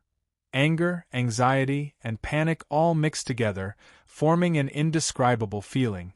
With a whoosh, Hong Mei's figure drew an extremely large arc in the hall, spinning as she retreated 10 meters away. She stared coldly at Ding Meng, the expression on her face extremely serious. When Zhu Fei saw her like this, he was instantly amused. "Plastic surgery, Mei, why aren't you so arrogant today? Are you scared? Ha ha. Shut up." Hong Mei shouted loudly as she charged forward again. Unlike before, this time, even Zhu Fei was unable to see her movements clearly. It was as if Red Sister's legs and hands had disappeared, and the image of her body had also become blurry. Coupled with that snake-like face of hers, the momentum she gave off was just like a ghost from hell moving out. Her battle formation was extremely terrifying. Of course, Ding Meng could see through all of her tricks. He had already seen through his telekinesis vision. Hong Mei's ankles and wrists had gathered a large amount of pure white origin energy. Obviously, her light element energy had been completely activated, causing her speed to increase. However, she had only moved halfway when she suddenly disappeared into thin air. Before the students in the hall could react to what had happened, Hong Mei's figure once again appeared with a whoosh. She had actually appeared behind Ding Meng. This was a necessary martial technique for light element origin ability users. Transient step. It allowed one to instantly teleport near the target and attack the enemy's weak points with lightning speed. Strictly speaking, this was a martial technique that only light element origin ability users could cultivate. Hong Mei already possessed the strength of a origin ability user. However, it was as if Ding Meng's back had grown eyes. Hong Mei's shining gloves were just about to strike the back of his head. Unexpectedly, Ding Meng took a slight step and turned his body sideways, causing Hong Mei to rush back to her original position. However, no matter where she flashed, Ding Meng was always able to calmly avoid her attacks, as if he had already known where she was going to attack. What's going on? Hong Mei finally realized that something was wrong. What else could be going on? Telekinesis vision could lock onto you from all 360 degrees without any blind spot. It would be strange if you could hit him. At present, Ding Meng had yet to truly make a move, so Hong Mei was not sure how effective his attacks would be. However, there was one thing that she was very clear about, and that was that if this continued, she would be at a great disadvantage. She was still able to calculate this. She was constantly expending energy, while her opponent was just waiting for her to exhaust herself. In the end, even if it was a competition of physical strength, he would still be able to kill her. No, she had to get rid of this brat in one go. Otherwise, there would be no end to the trouble in the future. With this thought in mind, Hong Mei no longer used transient step. Instead, she pushed the 4 origin points in her body to their limit. Amidst the cries of astonishment in the hall, 4 identical Hong Mei mirror images appeared at the same time, forming a square with Ding Meng in the center. Following this was a violent gust of wind, creating an origin energy field that completely locked Ding Meng in. At this moment, Little Rascal also exclaimed in surprise, "Hey, she's not bad. She actually managed to cultivate 4 mirror images." Chapter 90. Afterimage was also one of the hallmarks of the light speed system. It was an afterimage created by an origin ability user using their own pure energy. To put it bluntly, it was a fake body. However, a light speed user could use their speed advantage to quickly switch between the fake bodies. If you hit a fake body, then the real body would definitely attack you. If you did not attack, then the real body would use one of the fake bodies to attack you from an angle you would not expect. The higher the level of afterimage, the more fake bodies one could create. The stronger a light speed user was, the faster their attack speed would be. It could be as fast as a few punches per second, 10 punches per second, or even dozens of punches per second. At that level, the real body's attack would be like all the fake bodies attacking at the same time, making it very difficult to guard against. After a period of hard work in the Advanced Training Center, Ding Meng also understood the principle of this martial art technique. He also understood that the truly powerful part of afterimage was actually the wind generated by the flow of origin energy between each afterimage. This was because it would create a great disturbance to a person's vision. For example, right now, the violent wind had swept in all the tables and chairs around him and was spinning wildly around him, forming a small, chaotic space. The outside world could not see what was happening inside, and the inside world could not see what was happening outside. Fortunately, Zhu Fei and the others could not see. If they could, they would probably be scared to death because at this moment, Ding Meng actually closed his eyes. Little Red's brain short-circuited. What was going on? In teacher Jia Fei's lessons, afterimage was considered a high-end martial art technique for origin ability users. However, it was not invincible. There were many martial arts techniques that could restrain its effects, but no matter which one it was, there was no way to close one's eyes like this. The force field was still spinning, and the 4 afterimages were still changing into different postures. Ding Meng was not moved at all.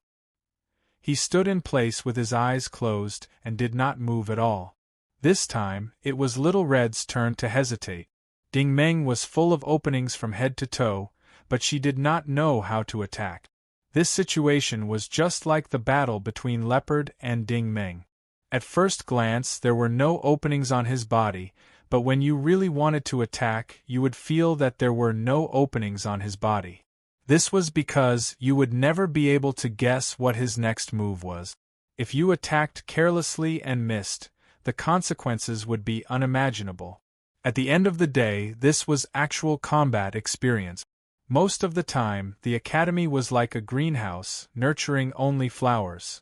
Although it was nourished by sunshine and rain, it did not have the experience and lessons of life and death battles.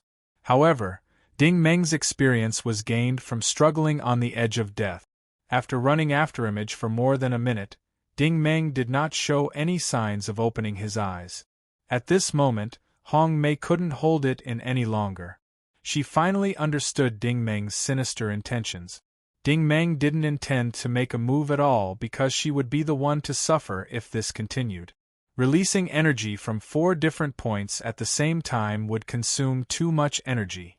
The situation had forced her to make a move even if she didn't want to. But where should he attack from? This was another difficult multiple-choice question. After a brief moment of hesitation, Hong Mei finally made up her mind. At this moment, the force field suddenly disappeared, and all of the wind energy gathered on her fist. Her shiny gloves were like a war hammer in a storm as they whizzed towards Ding Meng's head. Her choice was undoubtedly correct. The previous exchange had already proven that Ding Meng did not care about her transient steps at all. Thus, instead of playing some fancy tricks, she might as well face him head-on and give him a thunderous blow. This punch could not be called a punch at all. The punch was wrapped in an invisible wave of energy that swept through the entire central arena. At the same time, it also swept up the barbells, elastic machines, and punching machines in the surroundings. It was like a storm was sweeping towards Ding Meng. At this moment, the surrounding crowd could clearly see the exchange between the two of them. Originally, Zhu Fei was still mocking Little Red for being childish.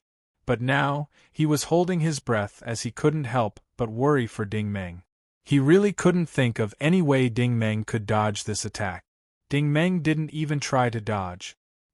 He stood in place and took her punch head-on. The storm looked fierce, but when it really enveloped Ding Meng, it was like a bucket of cold water had been poured over him. It quickly scattered and disappeared without a trace. With a muffled bang, Hong Mei's fist finally landed on Ding Meng's forehead. At this moment, Ding Meng was supposed to fly into the air, then fall to the ground with a bloody nose.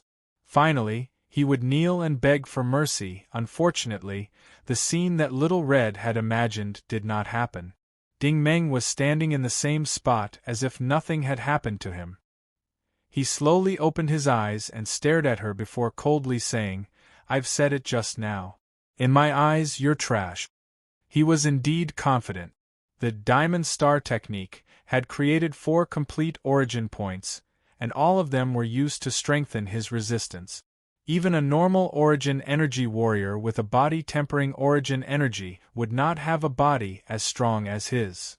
Hong Mei's punch was enough to take down a fierce person like Zhu Fei, but in front of Ding Meng, it was still not enough. Only now did she realize where she had gone wrong. Ding Meng actually couldn't do anything to her because her movement technique was definitely faster than his. Ding Meng wanted to bait her into attacking him with all her strength.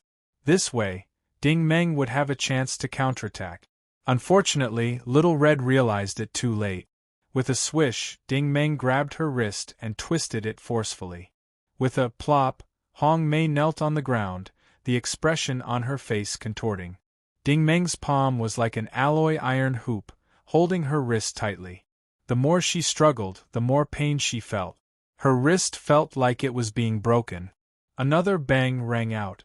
This time, it was Ding Meng's kick that sent Hong Mei's body flying toward the door. Ding Meng landed on the ground and stomped on the ground. A shiny barbell suddenly bounced up.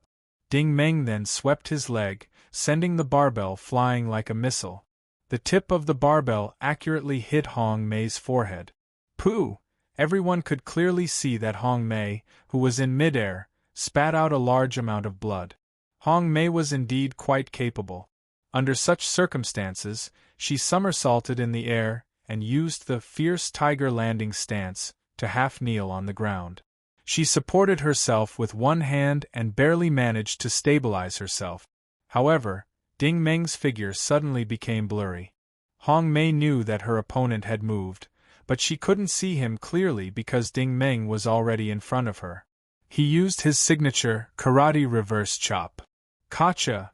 Hong Mei fell heavily to the ground and let out a blood-curdling scream that made everyone's hair stand on end. Her ankle had been cut off, and the sole of her foot was like a ball of soft, rotten meat hanging from her calf. She couldn't stand up at all. Many girls in the hall screamed, and countless people ran out of the door. Zhu Fei also felt a chill in his heart when he saw this. Brother Ding's attack was really fast, direct, and cold. Most of the basic cultivation techniques of light ability users started from the forelimbs. Ding Meng's attack was also intended to cripple Hong Mei. Hong Mei curled up on the ground and wriggled. Tears flowed out of her eyes because she finally felt fear. Not only was her opponent's resistance strong, but his movement technique and strength were also far above hers. When faced with such an opponent, she could only beg him to go easy on her. Wait! Hong Mei hurriedly waved her hands and begged for mercy. She was almost crying. You are an origin energy warrior, and I am just an origin energy user. This is not fair. Ding Meng lowered his head and looked at her coldly, as if he was looking at a reptile that was struggling on its deathbed. When you crippled Zhuo Min yesterday, did you mention the word fair? When she heard this, Hong Mei felt her entire body turn cold. She was in complete despair. Ding Meng didn't care about her feelings at all. He grabbed her other leg and lifted her up. Brother Ding. Only then did Zhu Fei feel terrified. He hurriedly went forward to persuade him. She's already crippled. You see, let's just cough, that's enough. Ding Meng turned his head and glanced at him coldly. Zhu Fei immediately felt a chill run down his spine. Although Ding Meng was usually calm and indifferent when it came to showing off his power, his eyes were even colder than the edge of a blade. Zhu Fei's legs trembled a little, and he didn't dare to say another word. At that moment, a dignified voice suddenly came from outside the door. Stop! Chapter 91. Ding Meng had not made a move all this time because he sensed two waves of origin ability fluctuating outside the door. They were not thread-like fluctuations, but rather turbulent fluctuations. One of them was even stronger than Little Red's origin ability, while the other was a powerful fluctuation that he had never seen before. When he turned around again, he saw Jia Fa and Lei Bao walking in with cold expressions. If it were not for a student who had tipped them off in advance, Jia Fa and Lei Bao would not have believed that Ding Meng could deal with Little Red. The reason was simple. Zhu Fei was not much weaker than Little Red, and the two of them were evenly matched in terms of strength. Since Ding Meng could make Zhu Fei bow his head respectfully, it was very likely that Little Red would not be able to deal with Ding Meng. Fortunately, he had arrived in time. Otherwise, Little Red would have been doomed. However, when he walked in, he saw that one of Little Red's legs had been crippled, and Ding Meng was holding Little Red's other leg as if he was crushing a chicken. It seemed like he was going to cripple her completely. Jia Fei's anger was rising to his head, and he could not help but scold angrily. What are you doing? You're rebelling. Do you know where you are? Stop what you're doing. Put him down. Ding Meng could not be bothered with Jia Fei. He calmed down again and looked at Lei Bao. I just want to ask you one question. Lei Bao was so angry that his eyes were about to pop out. His girlfriend had been beaten up by Hao Wei, Jeannie Chen had been crippled by Ding Meng, and now Little Red was in such a state. He could no longer stay in the North District's boxing faculty. He had lost all his face. However, Little Red was now in Ding Meng's hands. No matter how angry he was, he could only suppress his anger. Ask away, Ding Meng said. When you guys crippled Zhuamin yesterday, my sister and the others shouted for you to stop. Did you guys stop? Lei Bao clenched his teeth and said, Ding Meng, I'll give you a lot of face. Let Hong Mei go now and we can discuss everything. As long as you let her go, I'll treat this as if it never happened. Ding Meng interrupted him impatiently. I'm asking you, have you stopped? Just answer yes or no. Jia Fa was enraged. Bastard, you're simply lawless.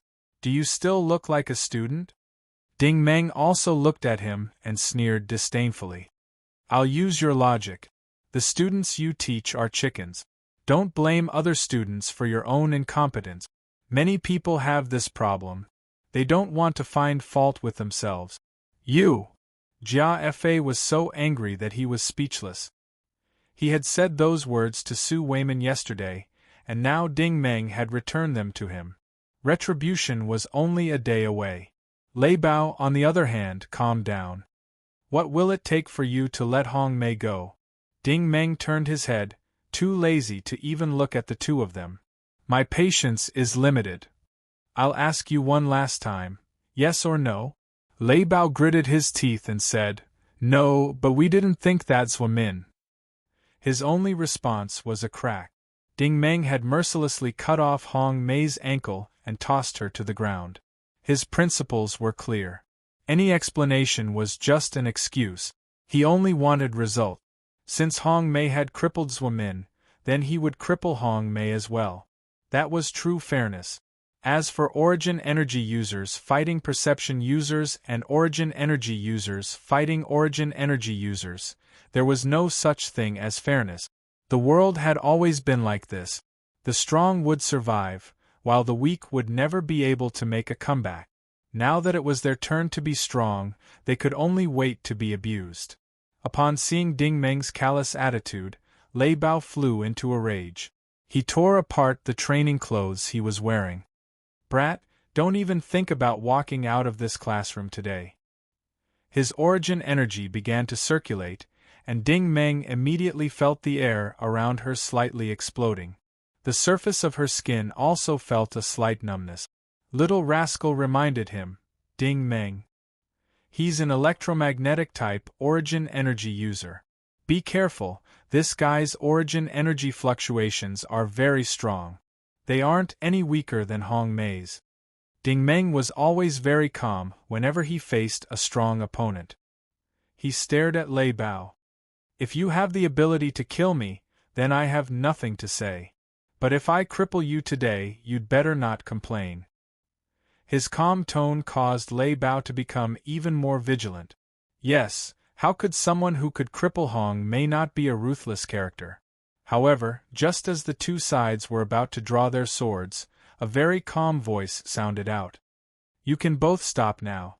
This is a training room, not a place for you to settle personal grudges. It was obviously a woman's voice. Not only was it gentle and elegant, but it also felt very familiar. Little rascal suddenly jumped around in Ding Meng's field of vision and cheered. Wow, so it's a pumpkin butt. Ding Meng, your chance has come again. Do you want to try it? The newcomer was also wearing training clothes, with the Listing Academy's rainbow emblem on her chest. However, she had curly brown hair and a delicate face. She was Ding Meng's sparring partner at the Azure Pond Dojo, Chu Shaoqing. Chu Shaoqing didn't come alone. Behind her was a middle-aged woman with an unassuming appearance. It was her driver, Big Sister Zhong. Chu Shaoqing herself might have been intimidating, but when Big Sister Zhong came in, even Ding Meng stopped circulating his origin energy. This was because at this moment, Big Sister Zhong's body erupted with an indescribable monstrous wave. This wave of energy was like a flood pouring down from the top of a mountain. In the blink of an eye, it covered and submerged every corner of the hall. Ding Meng and Lei Bao's origin energy was as insignificant as a floating boat in this flood. There was no possibility of resisting at all. This kind of pressure was simply suffocating. This was the first time Ding Meng had seen someone who could cultivate origin energy to this extent. He didn't even know what level she was at. The most important thing was that as soon as Ding Meng's Lei Bao stopped circulating his origin energy, the overwhelming pressure immediately disappeared without a trace. When he looked up again, Big Sister Zhong was still standing behind Chu Shaoqing. She still looked like an ordinary middle-aged woman. She had a polite smile on her face and even nodded slightly at Ding Meng's group to show her friendliness. It was impossible to tell that this was the expert who had just released the amazing energy. Alas, Ding Meng secretly sighed. He was an expert. Looking at her ability to retract and release her origin energy, it seemed that he still had a long way to go in his cultivation. Jia Fa forced a smile. So it's Student Chu. I haven't seen you in a long time. Chu Shaoqing nodded and replied rather mechanically, Hello, Teacher Jia Fa. Thank you for your usual guidance. However, please don't spar in the training room. There are still many empty virtual cabins in the training center. Of course. Jia Fa was very respectful and cooperative. His face was full of smiles. It seemed that he was quite afraid of Chu Shaoqing. Lei Bao had the same expression. He kept nodding and bowing, not even looking at Ding Meng.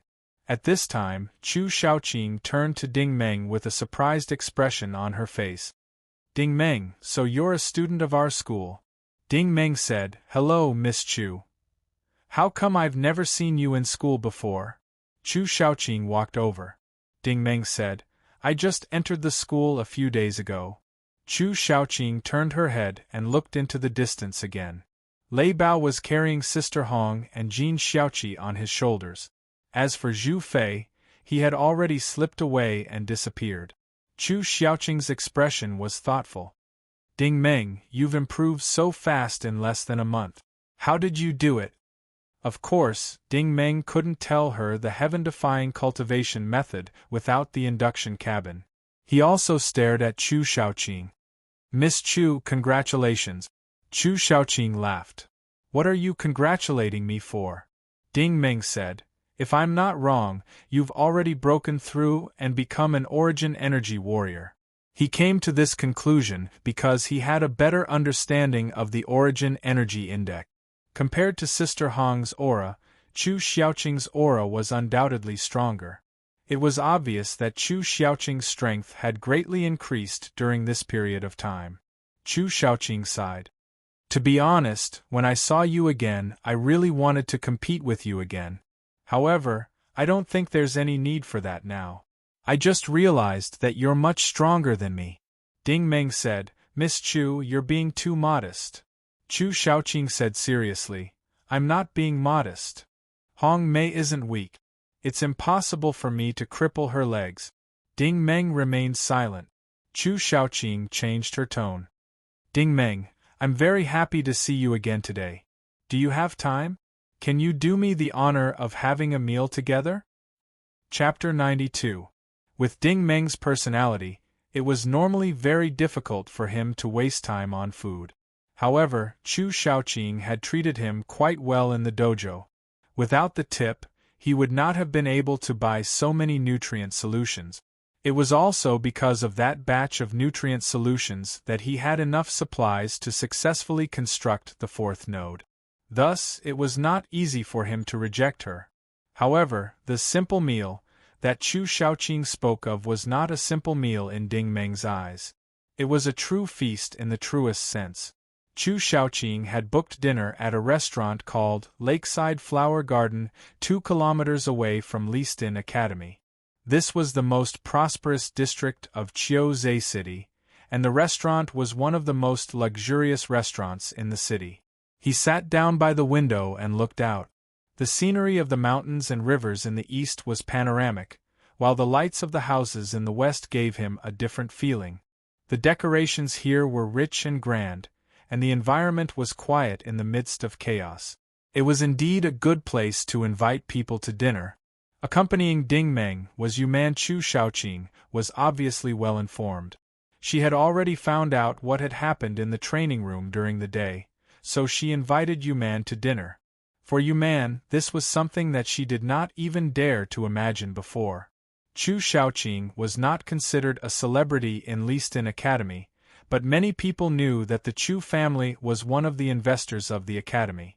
It was said that they held a large proportion of the investment and had a great say in the school's board of directors. This was also the reason why Lei Bao respected her so much. From another perspective, Listin Academy belonged to the Chu family. Chu Xiaoqing was the pride of the Chu family. Such a person would not normally walk together with a girl from a poor family like Yuman. Of course, this was all because of Ding Meng. All along, Yuman's impression of Ding Meng had stopped at the concept of a galactic refugee. However, everything was turned upside down today. Not long after Ding Meng went to the northern district, Zhu Fei came again and transferred a huge sum of 2,400 star coins to Zhuamin. Following that, the news of Hong Mei being crippled spread like wildfire within the school. It was reported that after Hong Mei was rescued, more than half of her origin ability had dissipated. Although her origin ability was still there, it was quite difficult for her to operate it. She could be considered a cripple. Ding Meng's name was still unknown to everyone. The students in the school only knew one thing. It turned out that there was a classical swordsmanship department in the Western District, and this department had produced a fierce male student who had actually taken care of that arrogant and despotic little red from the boxing department in the Northern District.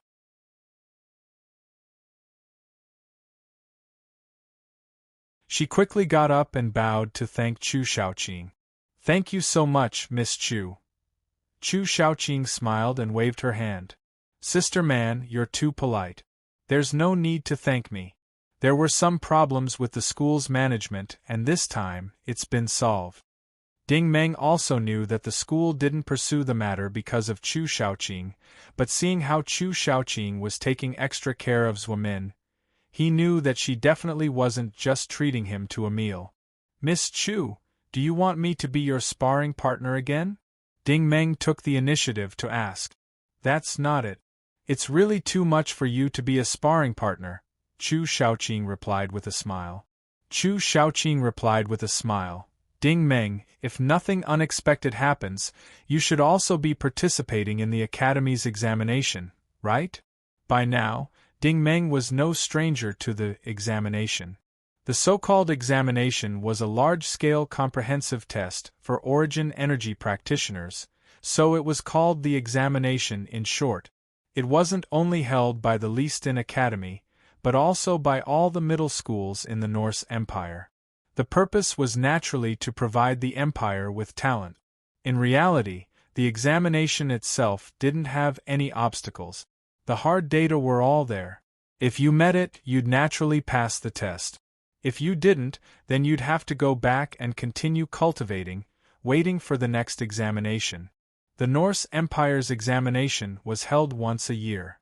The Leiston Academy was located on a planet at the edge of the empire. It was poor in terms of resources and conditions, so there weren't many talents. Thus, the Academy held the examination once every 2 years. For people like Chu Shaoqing, Lei Bao, and Sister Red, it wasn't difficult to pass the examination. The real difficulty was the choice after that. Enlisting in the army, choosing a talent show, studying, joining a sect, joining a faction, or continuing to cultivate. In short, there were many choices. Of course, whether or not the empire's nobles would take a liking to them was not up to them. Chu Shaoqing suddenly stopped smiling and her expression became serious.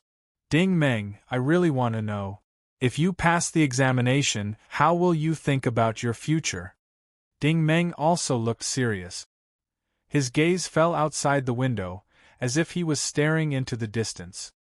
His expression was a little dazed. Chu Shaoqing saw that he was silent, so she took the initiative to reveal her cards. Ding Meng, let's put it this way. My goal is to go to the Fertile Chalk star system. Ding Meng didn't answer, but Yuman was so shocked that she almost stood up. Fertile Chalk star system? That's the war zone between the Norse Empire and the Frogman Kingdom. Miss Chu, you want to go to the front lines? Yes. Chu Shaoqing nodded seriously. My goal is to go to the front lines. Chapter 93. The Pan-God system where the Frogman Kingdom was located was 5 light-years away from the Norse Empire, which wasn't too far away. The Pan-God system was originally empty. Many years ago, an alien civilization called the Frogman race arrived and began to reproduce there. At first, the two races lived in harmony, but the Frogman race expanded too quickly, and the Fertile Chalk system slowly came into the sights of the two races. The system wasn't suitable for living, but many of the planets contained a considerable amount of precious resources. Thus, the fleets of the two sides fought fiercely in order to snatch the resources. At that time, the Norse Empire was under attack from 3 sides. The Devourer World and the Holy Grail Federation threatened the Empire's territory from the flanks and rear respectively. The Devourer World was still fine. After all, the monsters there didn't have much technology, and they didn't have many strong fighters. Most of the time, they used guerrilla warfare, sneak attacks, teleportation, harassment, and other dirty tricks. The Empire's fleets could still deal with them. However, the threat of the Federation couldn't be underestimated. The Federation's territory was just as large, and they were rich in resources. They had as many strong fighters as cows. The Norse Empire basically couldn't take advantage of them. For the same reason, the Federation and the Empire had been fighting for many years, and they were exhausted. The leaders of the two countries reached a consensus. They were all humans, but they were from different countries. What was the point of letting the scum of the other races take advantage of them while their own people were exhausted? Thus, the Norse Empire and the Holy Grail Federation quickly reached a ceasefire agreement. After the Federation had a chance to catch their breath, they immediately targeted the Devourer World, and the Devourer World's savagery quickly decreased. The Empire, on the other hand, had no more trouble and focused on snatching resources from the Frogman Kingdom. Thus, the Fertile Chalk system gradually became the front line of the Empire's battlefield, and it still was today. However, now that the two sides were in a long-term war, there was no way a large-scale battle would occur. Would I show you my trump card because I've eaten too much? In that case, there would be countless small skirmishes. However, both sides would retreat as soon as they exchanged fire. Before either side knew what the other side's true strength was, or before they had absolute confidence, everyone would make a feint. No one dared to penetrate deep into the enemy's territory alone or rashly attack. Even so, the so-called small conflicts on the front lines were still like purgatory to the citizens of the Imperium. Many people were sent into the front lines, but very little gold was produced. Death was one of the factors, but more importantly, once one entered the front lines, it was highly likely that one would spend their entire life there. Origin ability users were mostly youngsters. How many youngsters didn't want to enjoy life in this world? That was why the elementary scholar selection was so popular. With Chu Xiaoqing's status and family background, it was not hard to understand why Yuman was so shocked when she chose to go to the front line after becoming a warrior. Chu Xiaoqing did not have to suffer like this at all, and it was still a question whether she could come back. Teacher Zhao Yu had returned from the front lines, but he had not received any respect after returning. Instead, he had been mocked and ridiculed. Ding Meng also felt that Chu Xiaoqing's actions were somewhat inconceivable. Fortunately, Sister Zhong, who was behind Chu Xiaoqing, was already explaining, "Our Chu clan has been contributing to the Imperium for many years, especially in the development and supply of amplification products. It's just that we don't have any outstanding origin energy warriors, so when Xiaoqing decided to go to the front lines, the entire Chu clan supports her." These words were very tactful. She did not expect Ding Meng and the other youngsters to understand. The true meaning of these words was that the Chu clan did not lack money at all. At least on planet TT-12, the Chu clan could be considered a wealthy clan. If the clan did not have any big goals, Chu Xiaoqing would undoubtedly have a beautiful life that most girls could only dream of. However, the Chu clan's manager did not think so. Chu Xiaoqing's talent was outstanding, and if she could go to the front lines to kill enemies in the future and establish outstanding military achievements, the Chu clan would undoubtedly have a reputation and a good reputation. The clan's business would no longer be limited to shopping malls, schools, and amplification products. If they operated it well, it was completely possible for them to enter the political world. If they were lucky enough, it was not impossible for them to enter the eyes of the imperial family. These were all secondary. The key was that Chu Xiaoqing was willing to go to the Fertile Chalk star system, which was why Sister Zhong had taken the initiative to follow Chu Xiaoqing. Chu Xiaoqing suddenly said, "You can't go to the front lines just because you want to?" Yuman humbly asked, "Are there any conditions that need to be met?" Chu Xiaoqing nodded and said, "Under normal circumstances, most origin energy warriors will join the army and obey the military's arrangements. After undergoing strict training, they will have to serve for at least 7 years before they can apply to go to the front lines." To a warrior, 7 years was not a long time. Many people cultivated for 7 years and still might not be able to advance from a beginner warrior to an intermediate warrior. Ding Meng muttered to himself, "Does Miss Chu really want to go to the front lines as soon as possible?" Chu Xiaoqing continued to nod. "Ding Meng, I told you before that my time is very precious." Ding Meng said, "Is there any other way to go to the front lines?" Chu Xiaoqing's eyes quickly lit up. "That's right. As long as you can complete a special mission issued by the military on your own, the Empire will treat it as a special contribution. If you have the strength to fight, you will be able to be sent there." Her words were simple, but how could the others not understand the great difficulty in her words? A special mission issued by the military? Even if it wasn't a battle, it was probably not something that a normal warrior could complete on their own. The danger level might not be any lower than when they had escaped from Domed Planet. Ding Meng and she were both origin energy users. To put it bluntly, they could only bully a normal person. They might not even be able to defeat a mecha on a warship. How could they possibly complete a special mission at this level? Ding Meng thought this, but he could not say it out loud. Instead, he asked, Does Miss Chu mean that you want me to join the military? I hope that your general direction is to serve the Empire, Chu Shaoqing said. Once you join the military, there is a high chance that you will have to go to the front lines. Since Ding Meng is going to go to the front lines one day in the future, why don't you go earlier? Ding Meng smiled. Most people are afraid of going to the front lines. I feel that I am no exception. To be honest, I have been afraid of death many times. Chu Shaoqing smiled as well. But Ding Meng, you are not an ordinary person. Her smile looked a bit sly. Little rascal suddenly said, I'm worried that Sister Zhong might have seen through some clues about you, right? With her strength, it's not strange for her to see through me, Ding Meng said quietly. But she definitely won't be able to see through the K-virus. Little rascal said solemnly, in any case, no matter what happens, you must not reveal anything about the K-virus.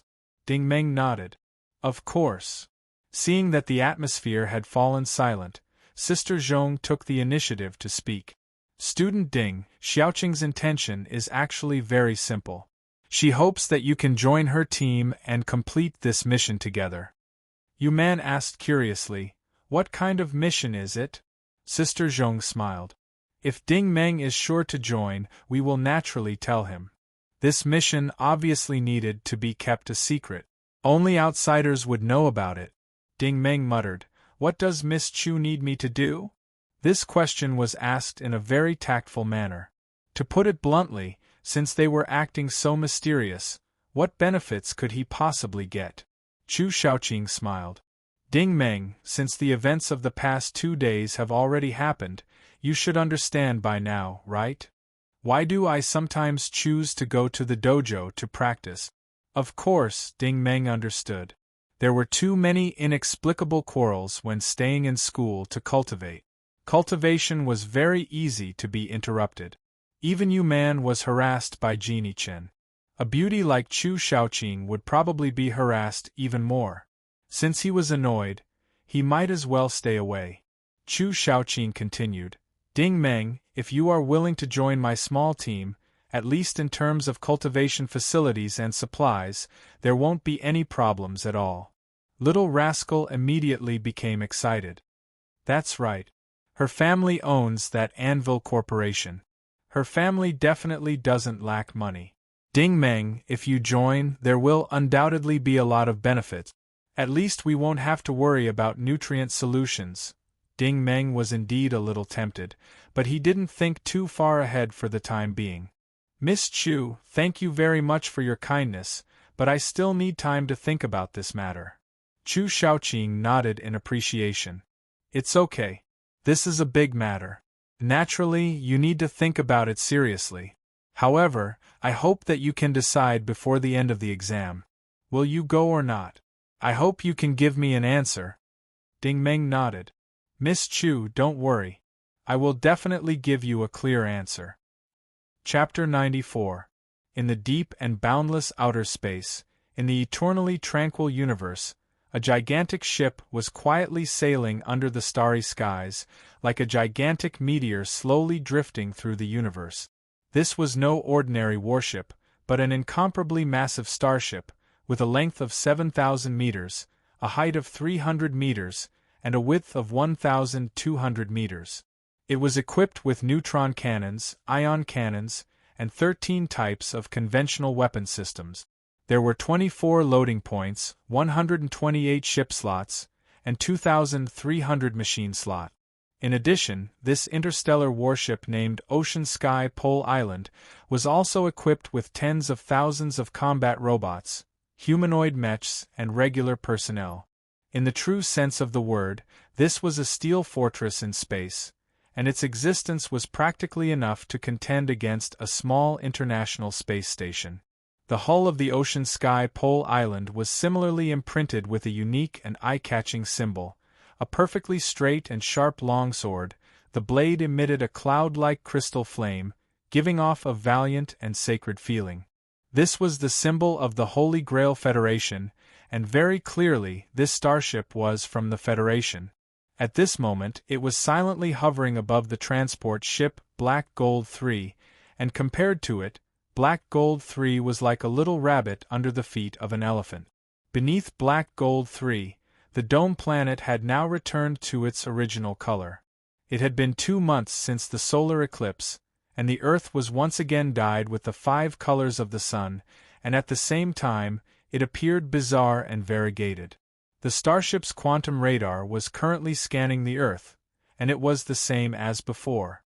This desert was desolate and scorching hot, with absolutely no signs of life to speak of. However, what was different from before was that the once bustling Black Gold base had long been reduced to ruins. Dilapidated fences and dilapidated walls were everywhere, and the ground was littered with eerie white bones. That catastrophe brought about by the solar eclipse didn't leave a single survivor. The hologram faithfully recorded every scene, and a young man stood in front of the screen, observing these scenes with great interest. He was approximately 1.8 meters tall, but his body was rather well proportioned, and one could tell that he was a person who was usually well trained. The man's face was extremely handsome. Below his sword-like eyebrows were a pair of large eyes that were extremely spirited. Below his tall nose was a pair of lips that were as thin as a blade. The corners of his lips were slightly raised, causing his face to always maintain an expression of a smile that was not a smile, giving people an unfathomable feeling. His attire was even more elegant. His black windbreaker and shiny leather shoes gave him a maturity that did not match his age. His every movement was filled with an indescribable steadiness. Apart from this light screen, the other facilities in the room the man was in were completely different from most warships. There were no metallic technological devices, no dazzling control panels or photon processors. In the middle of the room, there was a foggy artificial fountain, surrounded by a variety of unknown rare potted plants. The walls were made of crystal glass, which could change the image at any time. Outside the glass was a transparent water world, where all kinds of beautiful and wonderful sea creatures were swimming. If this room wasn't inside the Sea Sky's Pole Island, one would suspect that it was an aquarium viewing area. After an unknown period of time, the AI system in the room suddenly issued a notification. Captain Jiahua and Captain Fell's request an audience. The young man was still observing without turning his head. He just casually waved his hand and said, "Let them in." The age difference between the two people who came in was a bit big. Jiahua was younger, and the straight officer uniform on his body made him look handsome and threatening. He was both energetic and full of dignity. It could be seen that he was also a person used to giving orders.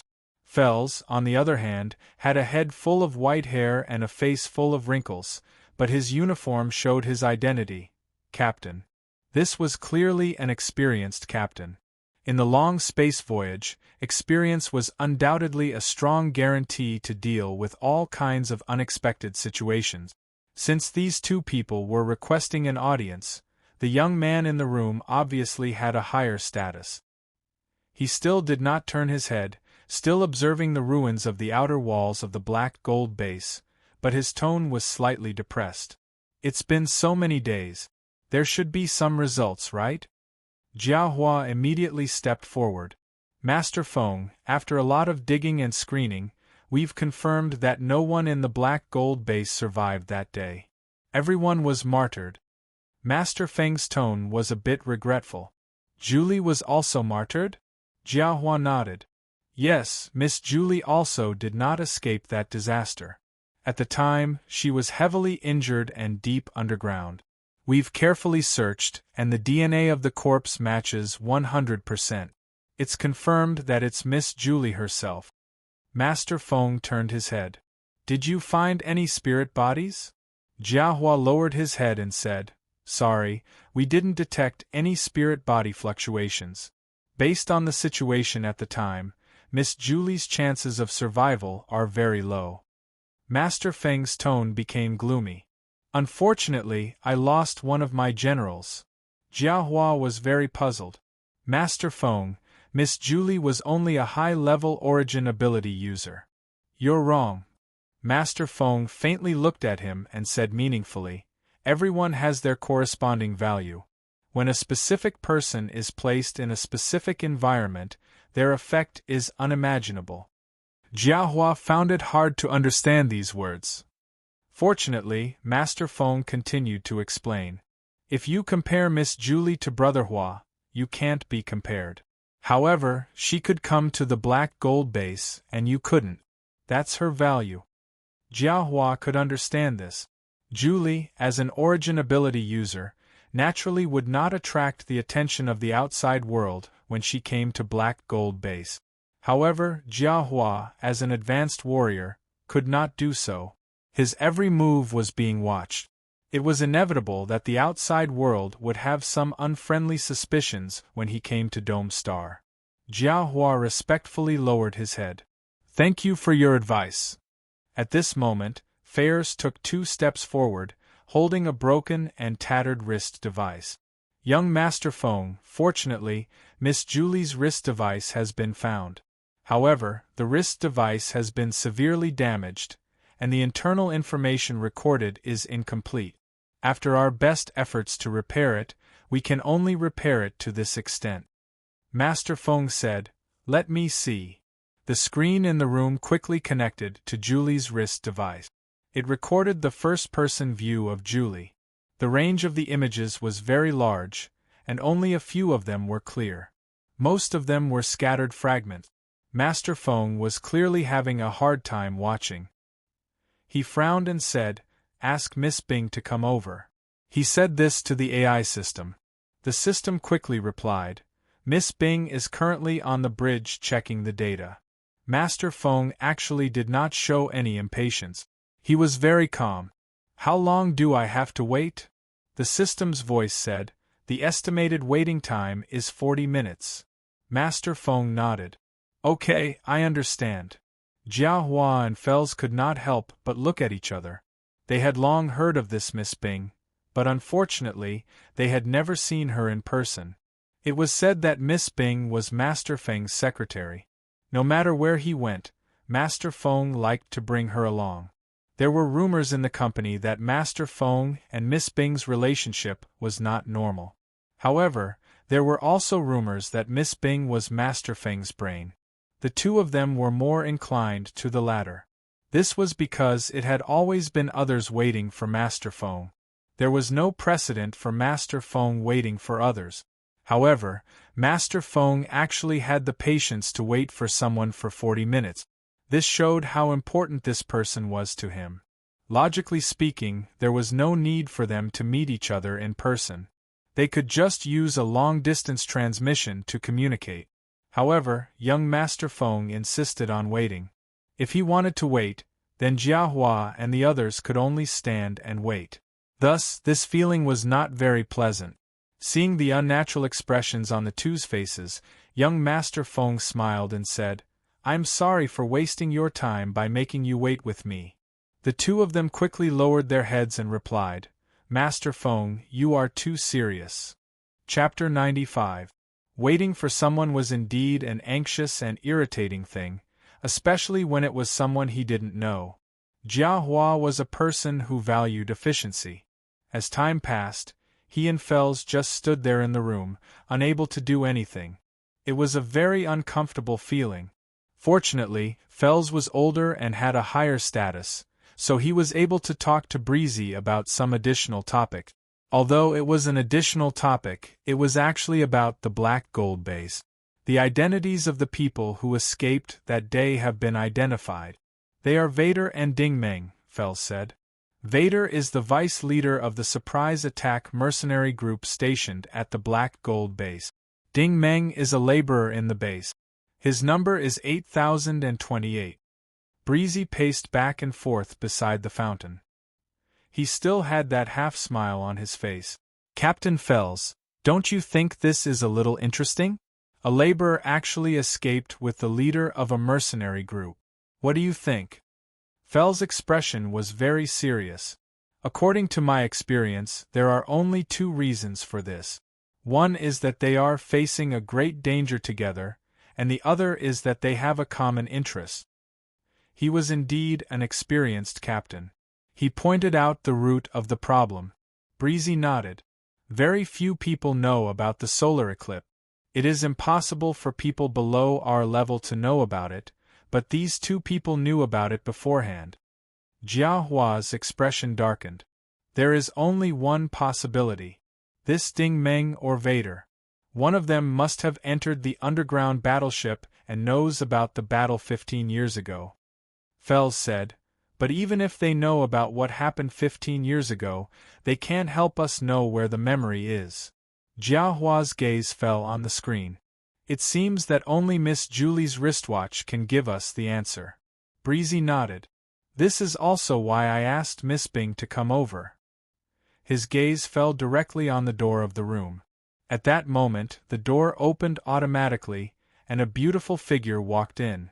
Even though Jia Hua had heard of her many times, she had never imagined that the Miss Bing would have such a stunning appearance. She was neither tall nor short. She was only 1.7 meters tall. What was certain was that she was not an artificial beauty because she did not have any makeup on her face. She walked in without any makeup. However, it was this face that made Jia Hua's breathing stop at this moment. This face was really too beautiful, so beautiful that it was soul-stirring, so beautiful that it was impossible to have any blasphemous thoughts. The moment she walked in, it was like a goddess from a dream had broken into your world. The whole world's eyes were focused on her alone. However, Miss Bing was just like her name. She was simply too cold, because there was no expression on her face at all. It was as if she ignored everything around her. Jia Hua finally understood the meaning of the phrase, as beautiful as a peach, as cold as ice. This was completely tailor-made for Miss Bing. Miss Bing's clothes were also very unique. She wore a pure green qipao with a high collar. In this day and age, this kind of dress was an antique among antiques. It could only be seen in art galleries. Almost no one wore it. It was not because the style was old, but because not many people dared to wear it. It was because they could not wear it. Even if they dared to wear it, they would look like a clown. However, when this dress was worn by Miss Bing, Jia Hua immediately thought of an orchid in an empty valley, or a plum blossom on an ice mountain. Dignified, luxurious, elegant, gentle, and beautiful, it was all in one body. This qipao had long sleeves, so only Miss Bing's small hands were exposed. Just by looking at her hands, Jia Hua felt that it was a perfect work of art. He didn't dare to imagine how it would feel when those jade hands held his hands, because he couldn't imagine it. In front of someone like Miss Bing, you would only feel ashamed of your own inferiority. You wouldn't have the slightest intention of offending her. He now understood why young Master Feng was so determined to wait. This kind of woman was definitely worth waiting for. Jia Hua stood there in a daze, but young Master Feng was not startled. He politely extended his hand. Miss Bing, this way please. Miss Bing did not pay attention to him. She walked in front of the screen and stopped. The images on the wrist device started to play again. The images were very messy, but some scenes could still be seen clearly. Julie walked down from the Mystic Bird transport ship. The general on the rooftop greeted her with a flattering smile. In the base's VIP room, Julie was drinking red wine. At the same time, she was giving orders. Seal off the PC-35 area and forbid anyone from entering or leaving. For the first time, Ding Meng's file was carefully studied. Along with it were the files of Little Four, Bamboo Pole, Vader, and Machine Gun. Among them, Ding Meng's information was highlighted with a red line, 90% related to memory. In the damp tunnel of the underground mine, Vader led the way in front while Julie followed behind unhurriedly. In the middle of the experiment hall, Bamboo Pole finally self-destructed and died. Julie was probably blown away by the explosion as well. The image was spinning and blurring. It was still the experiment hall. Julie should be lying on the ground. A dark golden light descended from the sky, followed by Ding Meng's murderous face. The last image was still Ding Meng's file being pulled out. However, this time the image was very shaky. It could be seen that Julie used her trembling fingers to press Command Center number 3 with all her strength. Then, she clicked Send and added a message, Memory. The moment the message was sent, the image was cut off with a click. Countless dots jumped on the screen. At this point, the information on the wrist device had finished playing. This process played for a full 20 minutes. During this time, Miss Bing did not say a word. She did not even bat an eyelash. She stood there like an iceberg. Even the air around her seemed to have frozen. Only then did Jiahua realize that Miss Bing's origin ability belonged to the ice attribute. Moreover, Miss Bing's control over it was perfect, almost not revealing a trace of her aura. If it wasn't for the moment when the scene ended and she was slightly absent-minded, even with Jiahua's advanced warrior strength, he wouldn't have been able to sense it. Jiahua was shocked. Feng Xiao's secretary's strength was not below his. It seemed that this woman was not just for show. He was still in a daze, but Miss Bing suddenly turned around and lowered her head. Her voice was somewhat pained. Young Master Feng, please observe 3 minutes of silence for Miss Julie. She did her best. Feng Xiao sighed sadly. Yes, Miss Julie is a good warrior of mine. She is worthy of my respect. These 3 minutes were unbearable because the air was filled with a heavy pressure. Fels opened his mouth and said, We checked the event recorder on Black Gold 3. The people who drove the Black Hawk 5A to chase Ding Meng were Officer Baines and Miss Rebecca. Their target was Nebula TCP-121. Unfortunately, they have not returned yet. Everyone understood what he meant. If they had not returned yet, then it was likely that they had met with misfortune. Chui Feng's gaze fell to the side. Miss Bing, what do you think? Miss Bing's face was expressionless. The Blackhawk 5A flew into the observation range of the TCP-121 nebula. They first destroyed the 703C Swordfish transport ship of the Shinda Aerospace Company's 101 fleet. Then they encountered the Nuashing Empire's interstellar patrol fleet numbered NX-3 DDT-51. The commander was Lei Zhan, a major. When they were escaping, they were unfortunately caught by the Skywalker assault ship. If I'm not mistaken, the 2 of them should have died. Ferris raised his head in surprise. He really couldn't believe that this delicate girl in front of him actually had such a clear channel for information that he couldn't even find out. He suddenly had a strange thought. Could it be that Miss Bing has a spy in the Empire's military? Chui Feng frowned. Can I understand it this way? First, we can confirm that this worker called Ding Meng has a lot to do with the memory. Second, Ding Meng was also killed during the escape, and he died in the Empire's territory? Miss Bing said coldly, Young Master Feng, there is no problem with your understanding, but there is a big misunderstanding. Chui Feng was very respectful. He lowered his head and said, Please enlighten me. Chapter 96. Miss Bing said calmly, Our ultimate goal is the memory chip.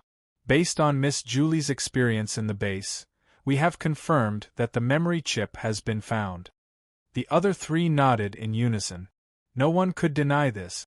There are a total of 5 people who are related to the memory chip.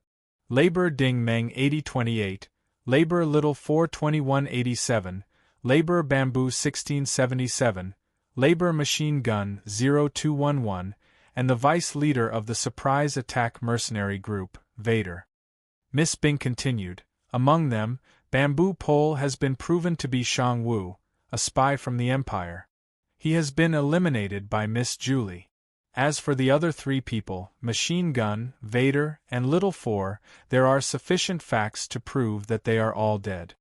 Chui Feng pondered and said, The remaining Ding Meng should also be dead in theory, but there is no concrete evidence to prove that he is dead. Miss Bing did not answer him. Instead, she turned on the wristwatch on her wrist. Ding Meng's file was called out and displayed on the screen. In our records, this Ding Meng came from the top 45 Camp 88 of the Bramble planet of the Linda system. Other than that, there is no record of him at all.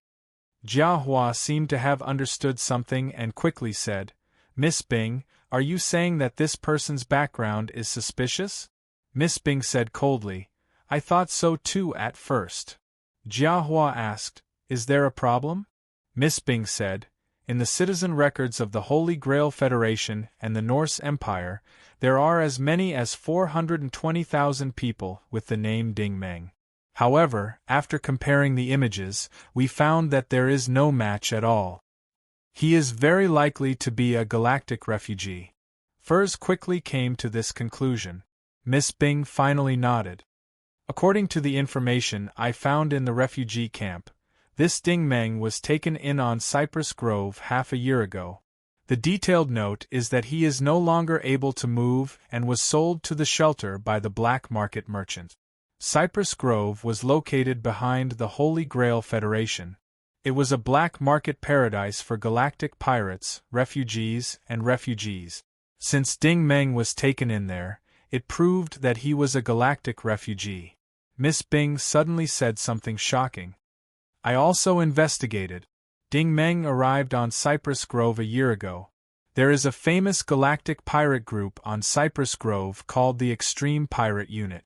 Furs said, I know this notorious galactic pirate unit. As long as there is profit, they will do any business. Miss Bing said, A year ago, they robbed a caravan on Leiji Planet 3511. Ding Meng was in the caravan. This planet was still not under the jurisdiction of the Federation or the Empire, but it was closer to the Thorn Planet. No one knew what happened in between, but the key was that Miss Bing was able to find out such secret information. Even Furs could not help but look at her in a new light. No wonder young Master Feng thought highly of her. She was indeed capable. At this time, Miss Bing lowered her head and operated the wristwatch. The screen switched to a galactic map. A red line shuttled back and forth between different cursor points. It was like a strange galactic route, constantly wandering, detouring, and bouncing back. It had a special feature, which was that it never entered the territory of the Federation or the Empire. Finally, the line stopped at a light spot in front of the Holy Grail Federation. Everyone present knew the location of this spot. The border between the Holy Grail Federation and the Devourer Sector, the Zeratal Sector. These are the places that Ding Meng has been to in the past 3 years. There are a total of 7 spots. Miss Bing explained, according to the information I know, the Zeratal star field is not his original place of origin, but I can guarantee that no one knows more than I do. Hiss, Jia Hua gasped. Looking at the situation, this Ding Meng seems to have come from the Devourer Sector. But that can't be right. No human can survive in the Devourer Sector. Miss Bing replied coldly, I'm afraid it's not that simple. Chu Yifeng nodded slightly to show his approval. He also saw that Ding Meng's route seemed strange and messy, but in fact, it started from the periphery and gradually approached the Federation and the Empire. Jia Hua looked up in surprise. Did he pass through the Devourer Sector and come from outer space? No one in the room could answer his question. The vastness of the universe was far beyond human imagination. There were countless civilizations in outer space. The Devourer Sector and the Frogman Nation were both alien civilizations, but no one could be sure that there were no humans in outer space. This Ding Meng's origin was indeed suspicious, but the key was, where did he come from? This person seemed to have appeared out of thin air. No one knew where he came from, and no one knew his destination. For a moment, the room was silent again. The 4 people's expressions were a bit ugly. After all, for the 4 of them, not knowing the origin of a refugee worker was undoubtedly a bit embarrassing. Fairs silently watched the screen. Suddenly, he said, Actually, there is a pattern to his route. Jia Hua was curious. What pattern? Fairs sighed. Didn't you notice? The route he took was all black markets, slave markets, refugee camps, war zones, ruins, trash planets. There was not a single place that was slightly normal. Jia Hua stared at the screen. That's really the case. This is simply the route of an ascetic monk. Fairs sighed again. This person was able to come to Black Gold Base in the end. I'm thinking that his life must not have been easy. This was also true. An interstellar refugee used 3 years to walk such a complicated route from the Zirital star field to the Dome star field. Who knew how many hardships, and natural disasters he had to face to reach this place, and this place was another hell on earth. What was he trying to do? Chui Feng, who had not spoken until now, finally understood Miss Bing's meaning. He slowly said, "A person like this won't die so easily. Although some things can't be proven, some people can't be proven by event." Jiahua and Ferris also understood. This Ding Meng probably didn't die in the pursuit of Baines and the others. Instead, he survived the battle. This was simply a miracle. Miss Bing coldly said, "I always feel that there are 2 kinds of people who won't die so easily. One is the lucky ones and the other is the brave ones. It doesn't matter if they're an ordinary person or an origin ability user." Chui Feng respectfully nodded. "Thank you for your advice." Jiahua also nodded and followed the analysis. If Ding Meng didn't die, then he must have entered the territory of the Empire. He couldn't have returned in the direction of the Federation. Ferris continued, "The Empire's patrol fleet won't deal with origin ability users, but he's not a citizen of the Empire. I'm guessing that the Empire's fleet will send him to the nearest planet for a simple settlement. The nearest planet is planet TT-12, which is a peripheral planet of the Empire." Miss Bing pressed the wrist device again, and the image on the screen finally changed. It showed Ding Meng's face and information. Name: Ding Meng, gender: male, age: 20, identity: interstellar refugee, origin: planet TT-12, Jinfeng Oasis, Chiuza City, Qingxi Village, Yuanshan Farm, Qingxi Village. Note: outsider, no bad record. Jiahua and Ferris looked at Miss Bing with deep admiration. This secretary of young Master Feng was indeed a capable person. Her thoughts were clear, her deductions were reasonable, her vision was shrewd, and her information was accurate. Chui Feng sighed. "Thank you very much this time." Miss Bing was expressionless. "It's my job. Young Master Feng, you don't have to be so polite." Chui Feng then turned to Jiahua and Ferris. "Thank you, Brother Hua and the Captain, for your efforts these past few days." Jiahua and Ferris tactfully excused themselves. This was because the following conversation between young Master Feng and Miss Bing was bound to be confidential. Although their positions were high, they weren't high enough to know the entire plan. When working in a big company, it was very important to know when to advance and when to retreat. You would know what you should know sooner or later, but you would never know what you shouldn't know. If you had to know, then you wouldn't be able to bear the consequences. Chapter 97.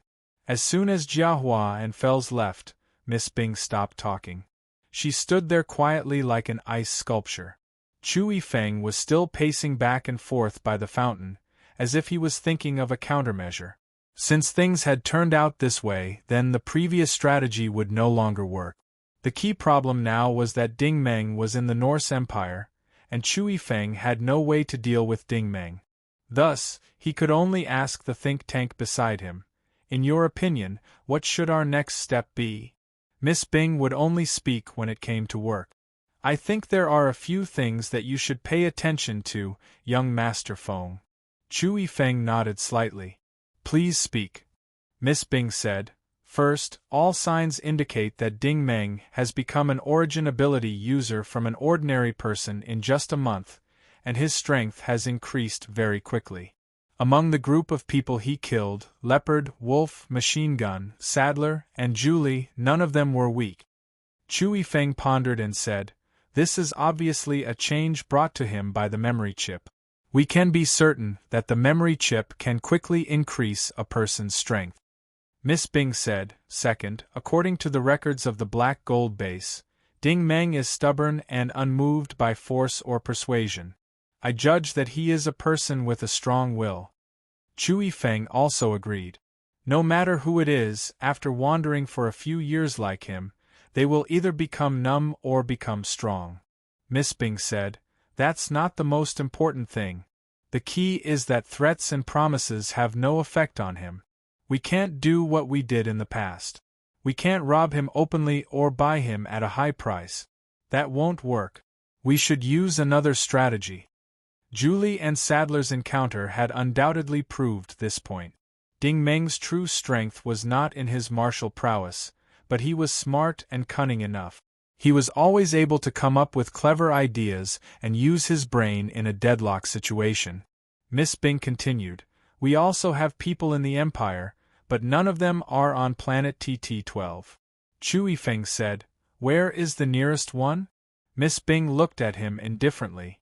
"Right now, we are the closest to Ding Meng." Chui Feng frowned. "Other than us? Who else?" Miss Bing said, "Apart from us, the nearest one to reach planet TT-12 will take 3 months." Chui Feng suddenly stopped talking. 3 months was something he could not accept no matter what.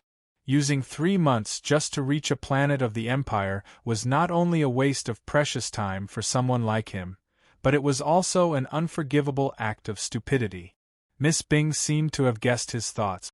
"The higher-ups are willing to use 15 years to build the black gold base and excavate the memory, but you are unwilling to use 3 months to quickly reach the location of the memory."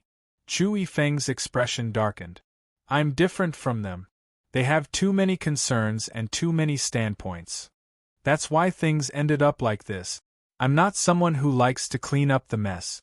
Miss Bing let out a rare sigh. "Then there are some things that you are not fated to have. There is a saying that goes, if it is fated, it will be there. If it is not fated, do not force it." These words seemed to imply something else. Chui Feng couldn't help but raise his head to look at her. Every time he saw her as cold as ice, there would be an unknown raging fire in his heart. But very quickly, his reason and pride quickly suppressed this ball of fire. Miss Bing also admired him for this. Chui Feng's eyes were burning with passion at first, but it only flashed for a moment, and he quickly regained his usual calmness. "You don't seem to be very optimistic recently," Chui Feng said coldly. Miss Bing's tone was even colder. "I can't be optimistic at all." Chui Feng asked, "Is it because of me?" "That's not it." Miss Bing sighed again. "I just want to remind you that if we depart now, we will be able to enter the Norse Empire's territory in a week. About 10 days later, we will be able to enter the TT-12 star sector.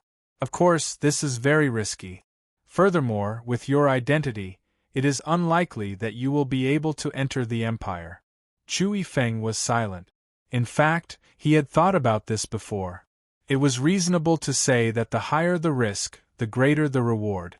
Although the existence of the memory chip was worth the risk, if the operation failed, the consequences would be even more severe than the destruction of Black Gold Base and Bane's death. No matter how many times he said it, it was still the same logic. He also had the same problem that all big shots had: suspicion. Miss Bing continued, "Young Master Feng, there is one more thing I want to remind you. Shang Wu died at the hands of Julie." Chui Feng hesitated. "Are you referring to the spy from the Empire who disguised himself as a laborer?" Miss Bing said, "Since you know that he is a spy, then the enemy must also be paying attention to the memory chip. Shang Wu had an affair with Vader, so he must have been trying to communicate with the enemy through Vader. Now that Vader is dead, the communication has been cut off for more than 2 months. If you were the commander of the enemy, what would you do?" Chui Feng was startled. He suddenly realized the seriousness of the situation. Since Shang Wu was disabled and forced to return to the Black Gold Base, how could his opponent be weak? Chui Feng thought to himself. Chui Feng was startled and suddenly realized the seriousness of the situation. If he were the enemy, now that the communication had been cut off for 2 months, it meant that Shang Wu had met with an accident. There was only one possibility that could make Shang Wu meet with an accident, and that was the discovery of the memory chip. Since everyone was here for the memory chip, no one's intelligence system was useless. Perhaps the enemy had already found Ding Meng. Thinking of this, Chui Feng's heart sank. Time was more pressing than he thought. Miss Bing said, "There is one more thing. Even if the memory chip is not on Ding Meng, at least Ding Meng knows some of the secrets in the memory chip." In just 1 month in Black Gold Base, he broke through from an ordinary person to an origin ability user. Now that 2 months have passed, he is very likely to be a warrior. If this drags on, the situation will become more complicated. You're right. Chu Feng suddenly became spirited. His eyes revealed a hint of sharpness. If this drags on for a year and a half, that kid will be free to mingle around and become a giant in the future, then we can only look at the ocean and sigh.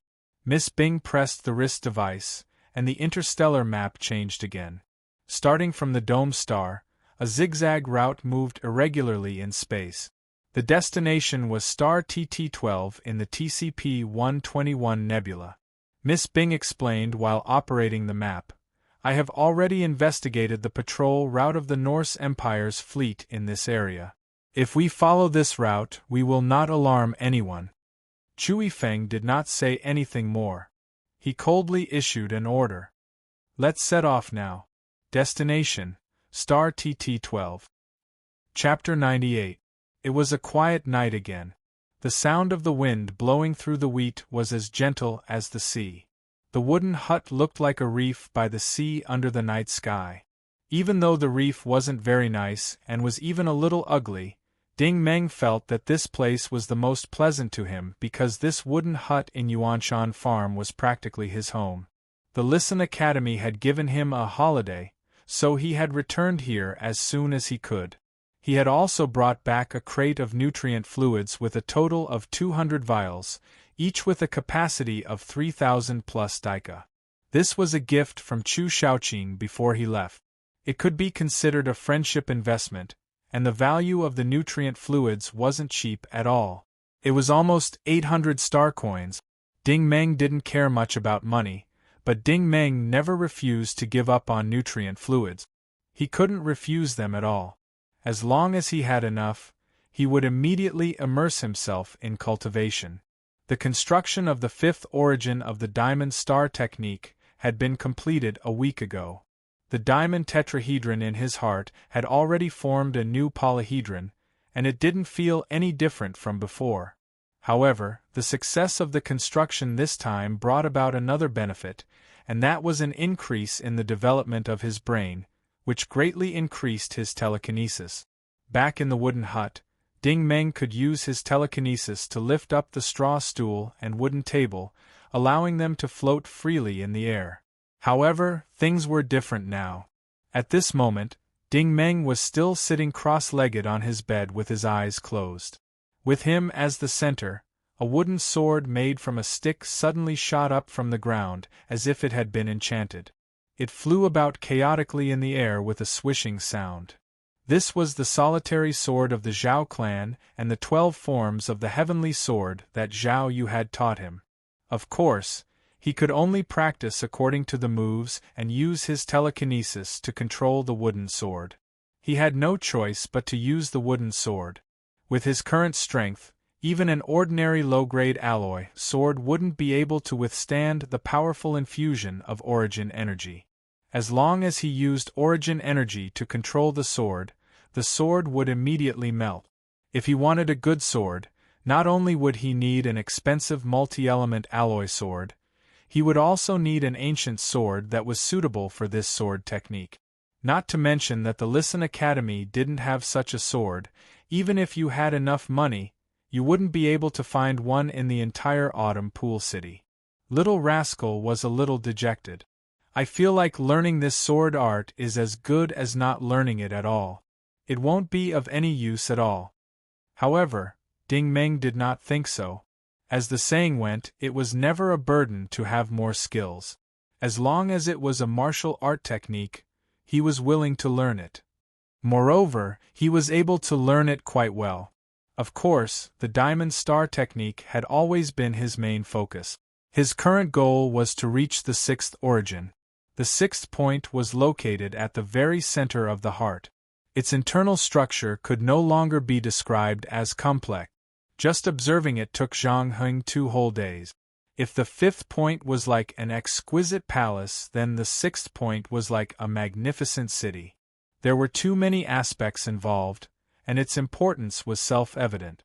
However, at this point in his cultivation, Ding Meng was no longer curious, happy, and excited. Instead, he became serious and dignified. During his time at the Listen Academy, he gradually gained a new and systematic understanding of cultivation technique. Most origin ability users in the Empire had a basic cultivation technique of 3 stars. As for how high one's combat strength was, it depended on their level, martial arts techniques, secret manuals, battle armor, and other cultivation technique. Those who cultivated a 4-star cultivation technique did not have to worry about money, at least. This was why many origin ability users were divided into different groups of people from their initial stages of cultivation. Chu Xiaoqing's tenacious nirvana art was something that the Chu family had spent a lot of effort to collect for 3 years before they were able to obtain it. Other than her, no one else in the Listen Academy had a 5-star cultivation technique. This also meant that she was the only one with a 5-star cultivation technique in the entire Chiozei city. There were probably less than 10 people like her in the entire TT 12-star system. Ding Meng was currently constructing the 6th origin, which meant that it was at least a 6-star cultivation technique. He wasn't sure how strong it was, but Chu Xiaoqing had told him that the strongest Esper in the entire Norse Empire cultivated a 9-star cultivation technique. The highest cultivation technique in the Empire was a 10-star cultivation technique, but no one had ever seen a 10-star cultivation technique. There was a huge difference between a 6-star cultivation technique and a 9-star cultivation technique, but a 6-star cultivation technique was still a height that ordinary origin ability users could not even hope to reach. Ding Meng didn't dare to be careless. He could only carefully observe and construct.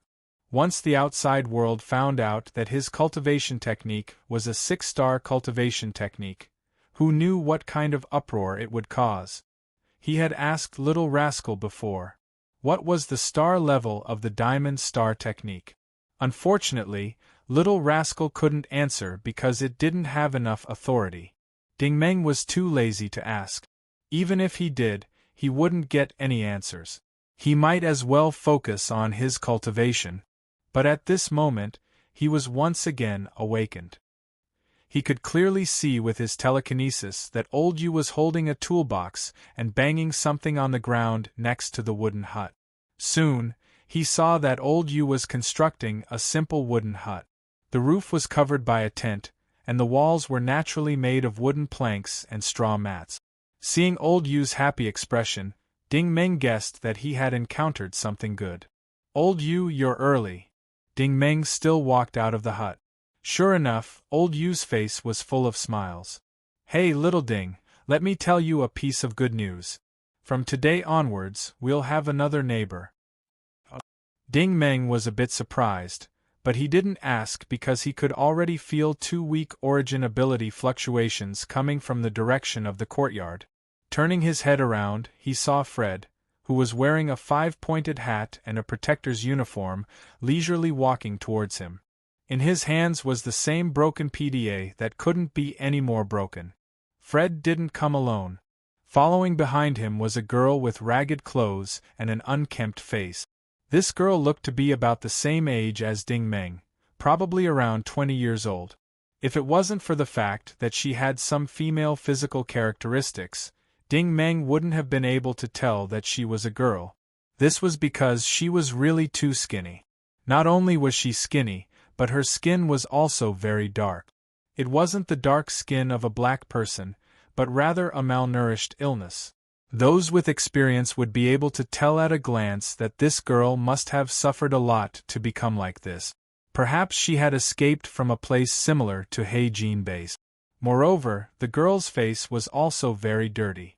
The cheeks near her lips seemed to have been burned by something, and there was a purple mark. But the most important thing was that the girl's body emitted a trace of chill. She was actually an ice element origin ability user. Looking at her energy fluctuations, It seemed that she was even stronger than Fred. Old brother Ding, this time, I've brought you a new neighbor." Fred had already begun his introduction. She was also rescued by the Empire's patrol fleet while they were on an interstellar patrol. From now on, she will live here. I saw that there were a few empty plots of land nearby, so I'll have to trouble you to take care of her. My duty is to bring her here. Right, introduce yourself. What's your name? The girl was very vigilant. Her eyes were filled with a thick sense of vigilance. Don't be nervous. Don't be afraid. Fred gently patted her head. This is our Norse Empire's planet, not outer space. No one can harm you, understand? Only then did the girl timidly lower her head and spit out 2 words from her mouth. Xiao Qiu. Fred frowned and said, "This child. Tell them, what's your surname and name?" Xiao Qiu. The girl's head was still very low. Old Yu laughed and said, forget it. Officer Fred, you're scaring them." "Xiao Qiu, don't you have a surname?" The girl's expression was still the same. "Xiao Qiu.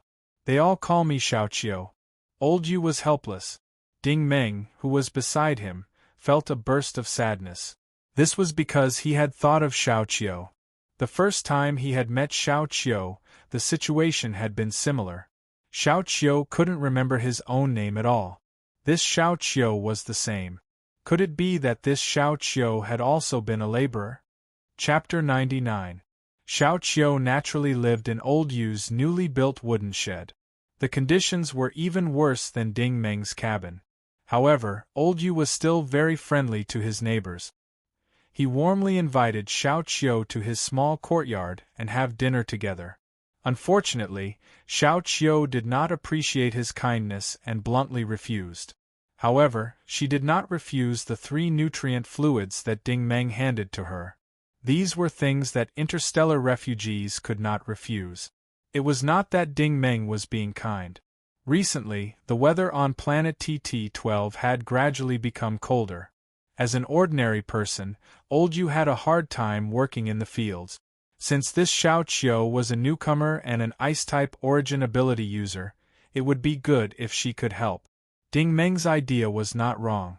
From the next day onward, Xiao Qiu carried a shovel and a sickle and followed the smiling Old Yu to the fields across the river. Of course, this was what Ding Meng saw with his telekinesis vision from the cabin. He was currently in a critical period of cultivation and could not pay extra attention to the outside world. The 6th origin was estimated to be completed within 10 days. As long as he was not interrupted midway, there would be no problems. That being said, it was impossible for him to be as focused as he was on the barren dome star. From the 2nd day onward, he had been scanning his surroundings while he was cultivating. Maintaining vigilance had been a habit of his for many years, even if he was in a safe environment. The ones who saw the most with his telekinesis vision were naturally Old Yu and Xiao Qiu. At first, Old Yu took Xiao Qiu to work in the field. Gradually, Old Yu's physical strength could not keep up and he stayed at home alone to rest. Xiao Qiu's thin and lonely figure was busy working by the river. After a busy day, she was probably tired and went back to the cabin to sleep. This kind of boring rural life was so monotonous. However, this situation completely changed on the 7th night. Ding Meng suddenly realized that Xiao Qiu did not fall asleep that night. Instead, she sat cross-legged on the straw mat with her eyes closed, as if she had entered a meditative state. She did not sleep for almost the entire night. In the morning, she carried her toolbox out again. "Something's not right, Ding Meng." Little rascal finally spoke. Ding Meng's eyes flashed. He also felt it. This Xiao Qiu seemed to be different from ordinary origin ability users. He could not pinpoint exactly what the difference was, but he already had a bad premonition. After all, this Xiao Qiu was an origin ability user. Including himself, there were 2 origin ability users in this place.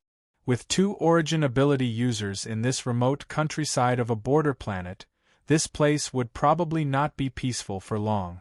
It was not until late at night on the 10th day that Ding Meng was finally alarmed. This was because he once again sensed the origin ability fluctuations from next door. This was the ice origin ability energy coming from Xiao Qiu's body. This origin ability energy was still very weak for Ding Meng, but compared to Xiao Qiu's meditation on the seventh night, this origin ability energy fluctuation was clearly much stronger. Little Rascal was also surprised. No way. Could it be that this girl doesn't need the induction cabin to cultivate? Ding Meng's expression was very serious. Little Rascal, apart from the K-virus, is there any other way to cultivate without the induction cabin? There is. Little Rascal replied with certainty. There are all sorts of strange things in this world. Some people are exceptionally talented, and their physiques are different from ordinary people from the moment they are born. They can directly come into contact with origin ability energy, and some can even accurately pinpoint the origin. However, this kind of person is 1 in 10,000. In fact, there might not even be 1 out of hundreds of millions of people. As far as I know, Ding Meng is the only one.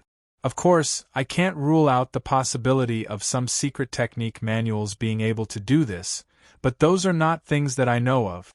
Ding Meng said, but do you think Xiao Qiu is one of them? Little Rascal said, I can't tell at the moment, but she really is a bit strange. Not only was she strange, but if it weren't for the fact that Ding Meng was busy trying to break through the 6th origin point, he would have left the house long ago. Xiao Qiu's origin ability energy fluctuations grew stronger each time, and the chill from her ice-type origin ability could even pass through 2 walls. Disregarding everything else, even the straw mats on the door were covered in a layer of white frost. If it weren't for Ding Meng's heat source energy blocking these fluctuations, Old Yu would have wrapped himself in 4 or 5 old cotton-padded jackets and wrapped himself in his blanket to keep out the cold. Ding Meng made this decision. It was time to talk to this new neighbor. In reality, this new neighbor was also a weirdo. She had been in the countryside for about half a month, and she basically hadn't spoken much. She had a frail and quiet appearance. During the day, she would desperately work on the farm with her tools, and at night, she would hole up in the wooden shed and meditate. She didn't care about the outside world at all. She was no different from a real farmer. Cha-cha-cha. This wasn't the sound of knocking on the door, because the wooden shed didn't have a door, only a straw mat hanging from it. Ding Meng patted the straw mat as if he was knocking on the door. Xiao Qiu didn't respond from inside, so Ding Meng simply lifted the mat and walked straight in. What welcomed him was an incomparably cold energy, like a vortex that spun towards his head. If this had happened a month ago, Ding Meng would have been swept away along with him, but the current Ding Meng wasn't the same as before. When Xiao Qiu struck out with her palm, Ding Meng retreated 5 or 6 meters with a whoosh. He didn't want to take the attack head-on as a sign of friendliness. Almost at the same time, the icy vortex disappeared without a trace. It was clear that Xiao Qiu's origin ability wasn't low, but she vaguely meant that she didn't want to disturb Old Yu, who was sleeping soundly next door. Ding Meng was very satisfied with this, so he simply walked in slowly and sat down on the straw stool. There was no light in the room, and without a light there was naturally no light, but Xiao Qiu had already gotten out of bed and stood in the middle of the room, staring fiercely at Ding Meng, her eyes full of vigilance. Don't be nervous. Ding Meng waved his hand at her. You and I don't have to hide anything from each other. I'm just curious. Did you stay in the refugee camp of Planet Thorn in the Linda System's top 45 zone? Xiao Qiu's eyes finally showed a hint of surprise. How did you know? Ding Meng didn't answer her question, but asked back, which exile planet were you sent to in the Federation? Xiao Qiu was silent for a long time before answering, the K6 system, the Caterdan Star Group, the Olympiad Central Camp. Ding Meng was also silent, but he didn't ask how Xiao Qiu had awakened her origin energy, nor did he ask how Xiao Qiu had escaped. These questions were the privacy of privacy for people like them, and they wouldn't answer even if you asked. You've become a citizen of the Norse Empire? Xiao Qiu noticed the rainbow symbol on Ding Meng's shirt. Ding Meng shook his head. I'm just a student of the academy, not a citizen. How can I become a citizen of the empire? Xiao Qiu continued to ask. Ding Meng didn't answer.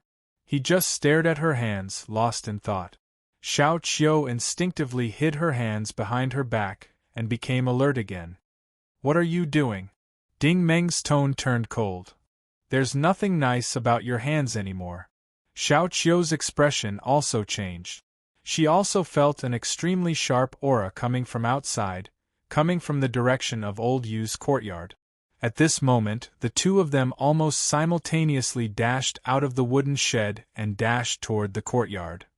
Chapter 100. The lights in Old Yu's two-story house were still on, but under the dim yellow light, there was an unfamiliar figure. A man in a black windbreaker and a black mask was standing in the middle of the yard, looking at the stacks of wheat and farming tools in the yard with great interest. The aura was coming from him.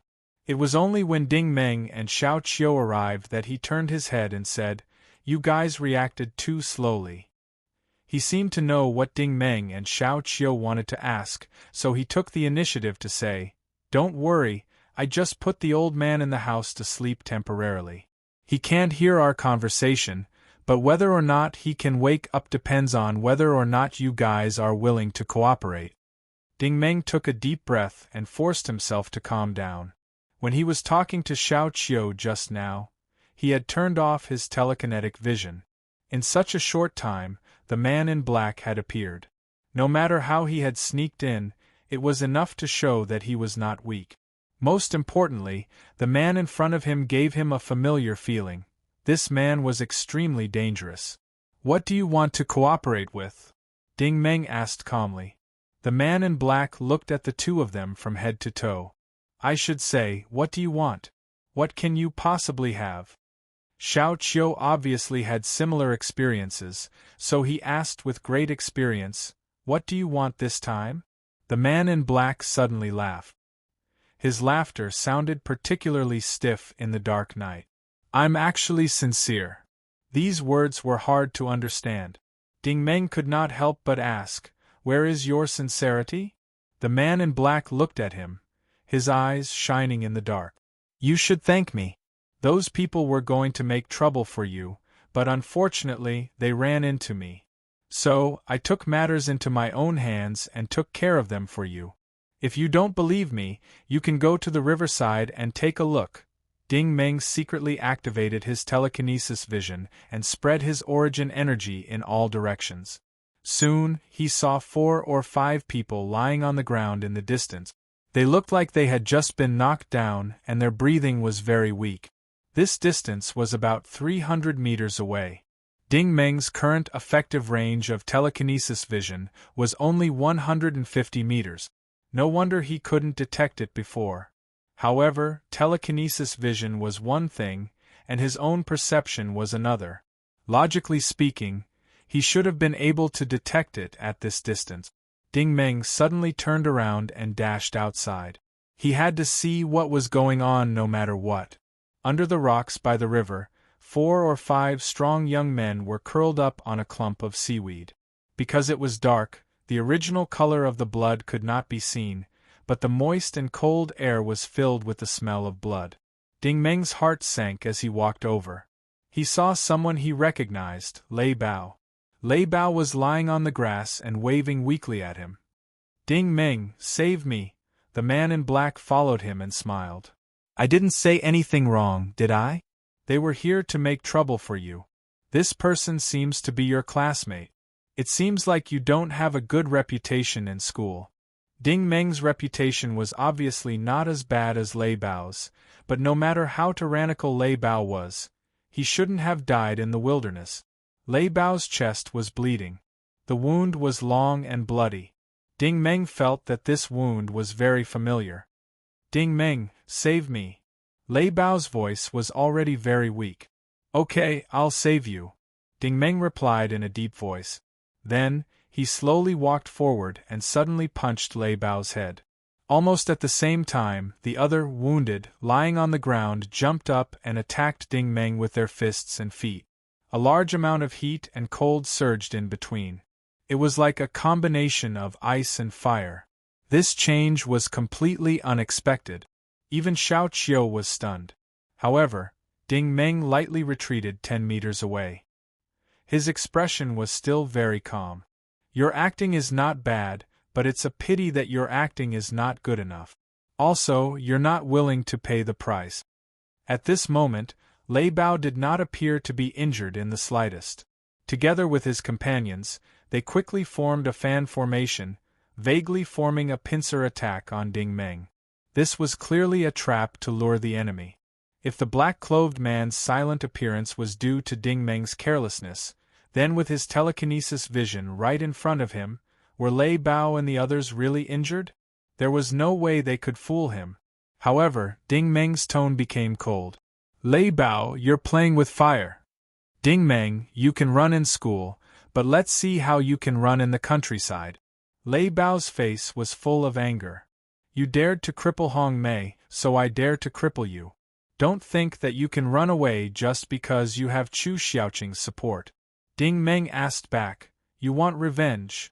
Lei Bao roared, do you believe that I can kill you man's old man and be fine? I'm only asking you one question. Do you believe me? Ding Meng's expression suddenly became strange and serious. He looked at the black-clothed man whose face couldn't be seen clearly. Is this your so-called helper? Lei Bao said proudly, Ding Meng, I can tell you the truth. In the underworld of Qiuzhe City, no one dares to not give face to Jian Guo. He personally came to the countryside today. This is a huge honor for you. Tell me, how do you want to die? Ding Meng's pupils suddenly contracted. He seemed to have seen an ominous calamity descending upon them. His expression was somewhat sorrowful. He turned his gaze to Lei Bao and said, I have a few questions to ask. Once you're done, I'll let you attack. I promise I won't retaliate. Lei Bao was stunned. He snorted and said, if you have something to say it quickly. Ding Meng said thoughtfully, I heard that some students in the Liston Academy didn't listen to you. They were beaten up as soon as they left the academy. Are you relying on this Jian Guo? Lei Bao said angrily, so what? If you have the ability you can also beat Jian Guo. Then I'll admire you. Ding Meng continued, you know that you are no match for me, but you still want to play dead. Is this Jian Ji's idea? Lei Bao impatiently interrupted him. What nonsense. So what if it is? So what if it isn't? Are you trying to stall for time? I'll let you stall for one night. Do you think you can escape? Ding Meng sighed. You don't know anything. Lei Bao stared at him suspiciously. What are you trying to say? Ding Meng sighed. If I were you, it's not too late to go back now. Go back to school and continue being a local tyrant. Your teacher Jiafa's favorite student after all. After passing the final exam, you'll be able to do even better. But you just had to get involved in this mess. You have no idea how deep this mess is. Lei Bao looked up to the sky and laughed. Ha ha ha, Ding Meng, I thought you had some ability. I didn't expect you to be so scared. You really disappoint me. Are you done laughing? Ding Meng stared at him coldly. If you're done laughing, then I'll have to trouble you to make a move. I'm done with my questions. As expected, Lei Bao stopped laughing. He took a step forward and fiercely threw a punch. This punch was not something that Zhu Fei and Hong Mei could compare to. His arm had a faint blue electric current flowing through it, and the air around him crackled. This was the characteristic of an electromagnetic type origin ability user. They used strong electric currents to paralyze and hurt their opponent. However, Ding Meng stood in place and did not even move. Lei Bao's punch landed on Ding Meng's nose. At least, he thought that he had hit Ding Meng's nose, but the reality was not what he thought. He suddenly felt his throat tighten, as if something was strangling him. He could not even breathe. Then, his vision became distorted, and his body involuntarily retreated. In any case, he was still an advanced origin ability user. He knew that someone was sneak attacking him from behind. He circulated his origin ability energy with all his might and used the momentum to throw a backhand punch behind him. Lei Bao's fist, which could shatter heaven and earth, was casually received by a black glove. The black glove then twisted in the opposite direction, and with a crisp crack, Lei Bao's left arm was broken on the spot. He did not even feel the pain, nor did he even have the time to cry out. All he could see was a green light flashing before his eyes. Chi! This time blood really sprayed out like a spray. Moreover, it was his own blood. The black-clothed man released his hand, and Lei Bao's body collapsed to the ground like a pile of mud. He had pretended to be dead just now, and now he was really dead. This turn of events was simply unexpected. Even Lei Bao's 4 companions did not expect this to happen. They all turned around and looked at the black-clothed man in disbelief. Jian Guo Yu, only Ding Meng remained calm. He said in a deep voice, "He's not your Jian Guo. If you don't want to die, hurry up and run." This sentence was more effective than anything else. The 4 of them were startled, and then they jumped up like rabbits. They quickly turned around and fled. Unfortunately, they ran in the wrong direction. If someone had jumped into the river, they might have had a chance to survive. However, all 4 of them ran to the left. This time, even Xiao Qiu saw it clearly. A black whip that seemed to have merged with the darkness of the night drilled out of the black-clothed man's sleeve. The whip seemed to have grown eyes and instantly wrapped around the 4 people's necks. The black-clothed man fiercely pulled back, and the 4 of them completely lost the ability to resist, just like Lei Bao. The black-clothed man's figure flashed, and several green lights of the same color flashed. The 4 people clutched their throats and fell to the ground. A mist of blood sprayed out of their mouths and covered the sky above the riverbank. The black-clothed man withdrew his whip and wrist blade. With his hands behind his back, he observed the corpses on the ground. He looked very satisfied. "You guys are still worth something. If it weren't for you guys leading the way, I wouldn't have found this place." Ding Meng, who had been very calm all this time, was a little surprised. He was very calm about the black-clothed man's speed and cruelty. What surprised him was that the black-clothed man had used the wrist blade hidden in his sleeve to slit everyone's throats with extraordinary precision. At the same time, he did not stop there. The sharp blade started from the throat and ended at the left elbow. The wound was as precise as a scalpel. Not only was the wrist blade fatal, it also severed the tendons and veins in the relevant parts of the body. This technique was clearly Ding Meng's expertise. Xiao Qiu shouted, "This is the Norse Empire. You can't run away if you kill people so cruelly." The black-clothed man laughed sinisterly again. "You guys should worry about yourselves. If I want to leave, I can leave at any time. You guys can't stop me at all. But when the protection team and the police arrive, you won't be able to explain yourself." These words were meant for Ding Meng. Ding Meng knew very well what he was trying to do. He had used such a method to kill someone, and it was obvious that he was trying to frame her. The T-shaped claw knife had always been on her, and when the protection team came to check her wound, the first person they would suspect would be her. Ding Meng suddenly sighed. The thing he was most worried about had finally happened. The Black Gold Base's assault mercenary group had actually chased them all the way to the Norse Empire. Chapter 101.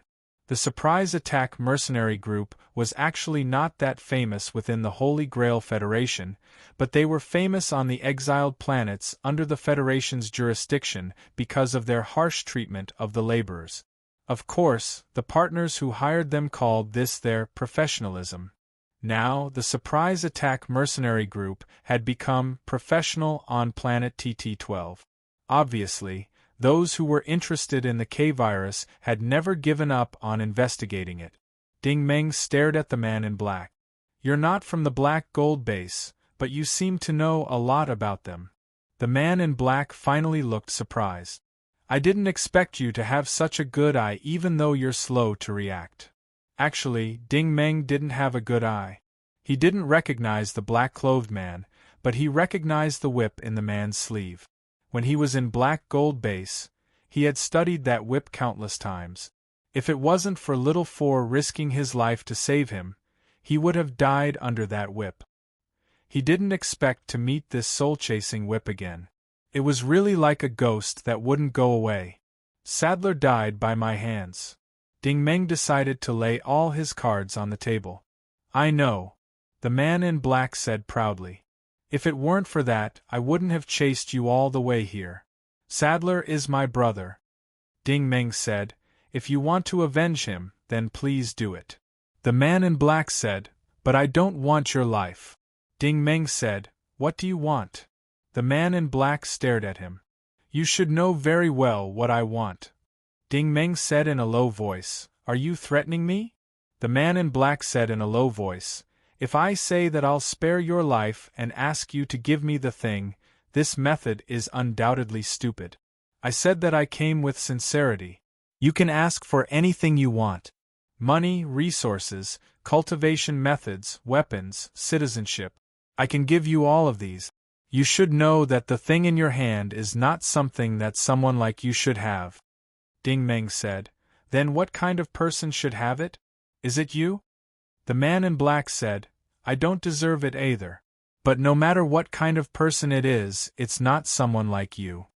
Ding Meng's tone turned cold. What kind of person am I? Low-class people? Inferior people? Or do you think they are interstellar refugees? The black-clothed man's tone also turned cold. Aren't you? Ding Meng sneered. From the beginning to the end, you've never treated anyone as a human being. The black-clothed man said proudly, lowly people are always like this. People without value usually have a tragic ending. You still have value, and now you have a chance. Why don't you seize it? Ding Meng sneered even more. What others give you is not a chance. The black-clothed man's eyes flashed coldly. It seems like you don't know how to cherish things. Ding Meng said, that's better than those who seek their own deaths. Xiao Qiu could already tell that these two people had a deep grudge against each other. It was inevitable that they would come to blows. The night was already too dark, and the black-clothed man's speed was also very fast. Like a ghost, he swept in front of Ding Meng. He didn't use his fist, but the wrist blade under his sleeve. It was a sharp blade with a faint green luster. Every time the blade was swung, it would have a strange arc. However, Ding Meng was able to dodge it at the right time. Kid, you've improved. The black-clothed man had a strange look on his face. He had watched the battle videos of the Corps many times. He had studied Ding Meng's strength, speed, characteristics, and habits in detail. He had come to planet TT-12 because he was sure that Ding Meng was no match for him. But now, it seemed that he would not be able to deal with him without showing a few moves. However, before he could do so, he felt a chill from behind. It was like the cold wind in the middle of the night, causing him to shiver.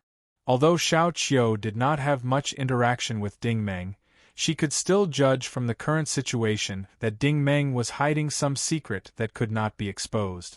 The black-clothed man was obviously here for this secret.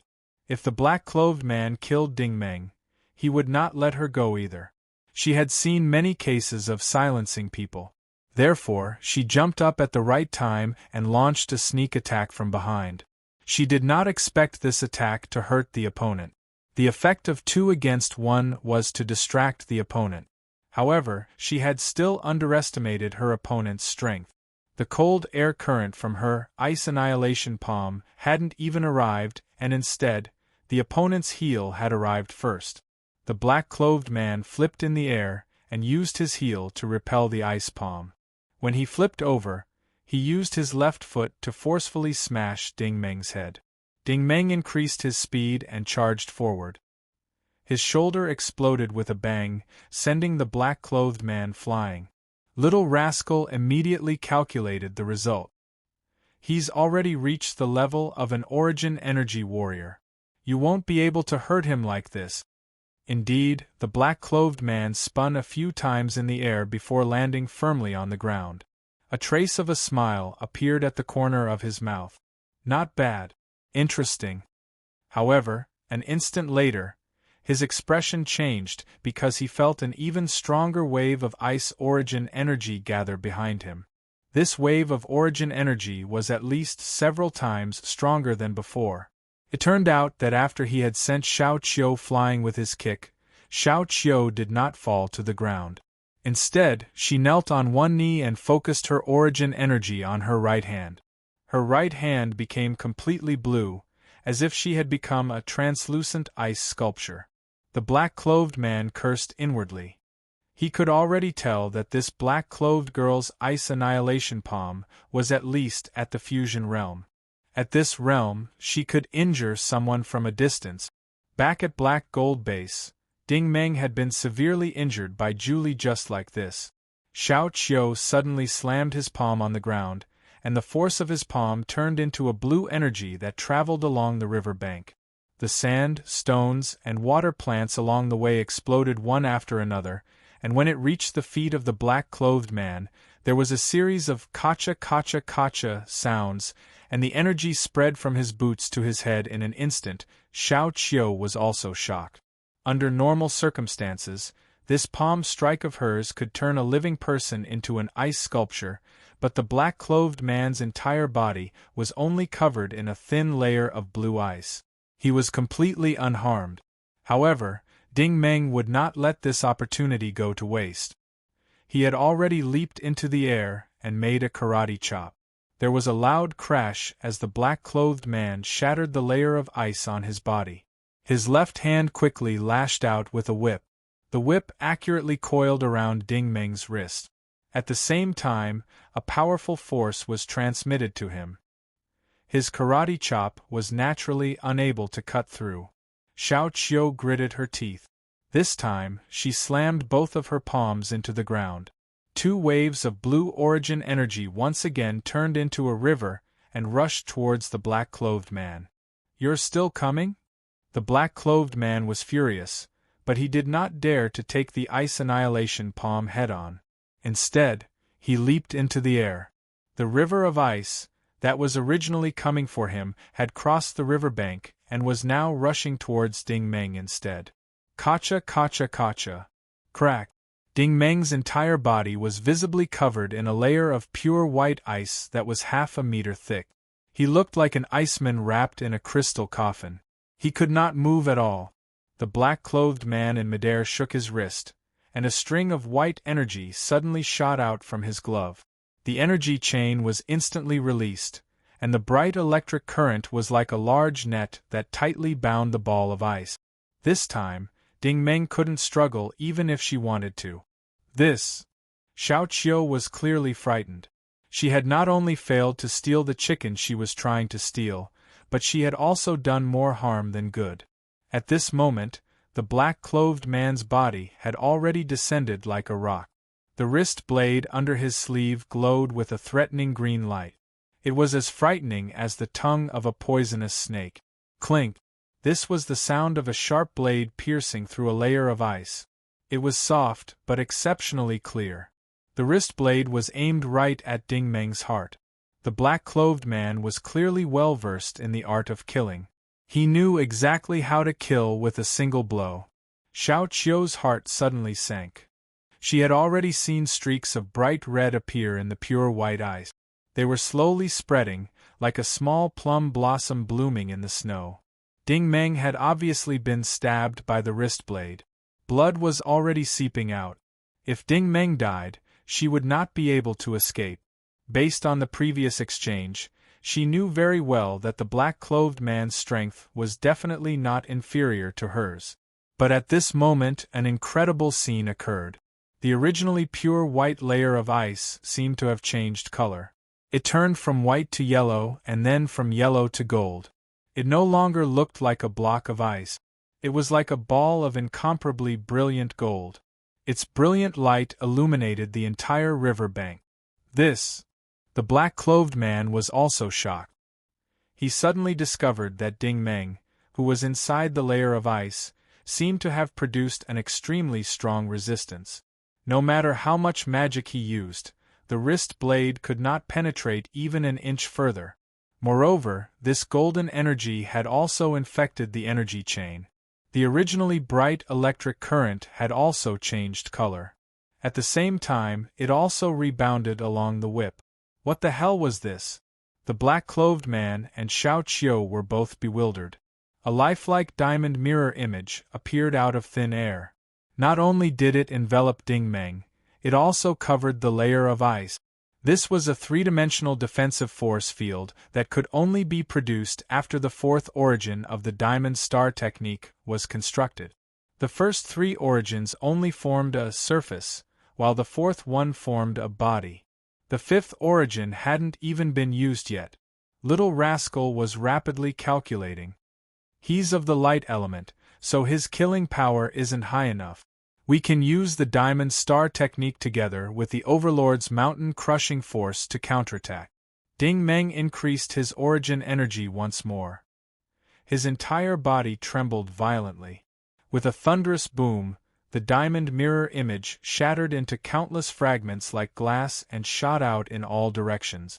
This situation was like throwing a boulder into a calm lake. In the blink of an eye, a monstrous wave was set off. This wave instantly shattered the layer of ice without a trace. The weeds, stones, and sand by the riverside were all lifted into the air. Even the corpses of Lei Bao and the others were shaken into the river. Ding Meng's heat energy had already begun to evaporate the river's surface, creating a dense cloud of water vapor. Under such a powerful and exaggerated explosion, the black-clothed man was also sent flying. A stream of blood scattered through the air like agate, but it was quickly swept up by the sand and stones. As for Xiao Qiu in the distance, she was completely powerless to resist. All she could do was hold her head and lie on the ground, allowing the storm to engulf her. In just 7 or 8 seconds, her small and frail body was buried under the sand. You're tuning in to the Phoenix Nights YouTube channel. Don't forget to subscribe and join us on this journey to catch the most captivating stories.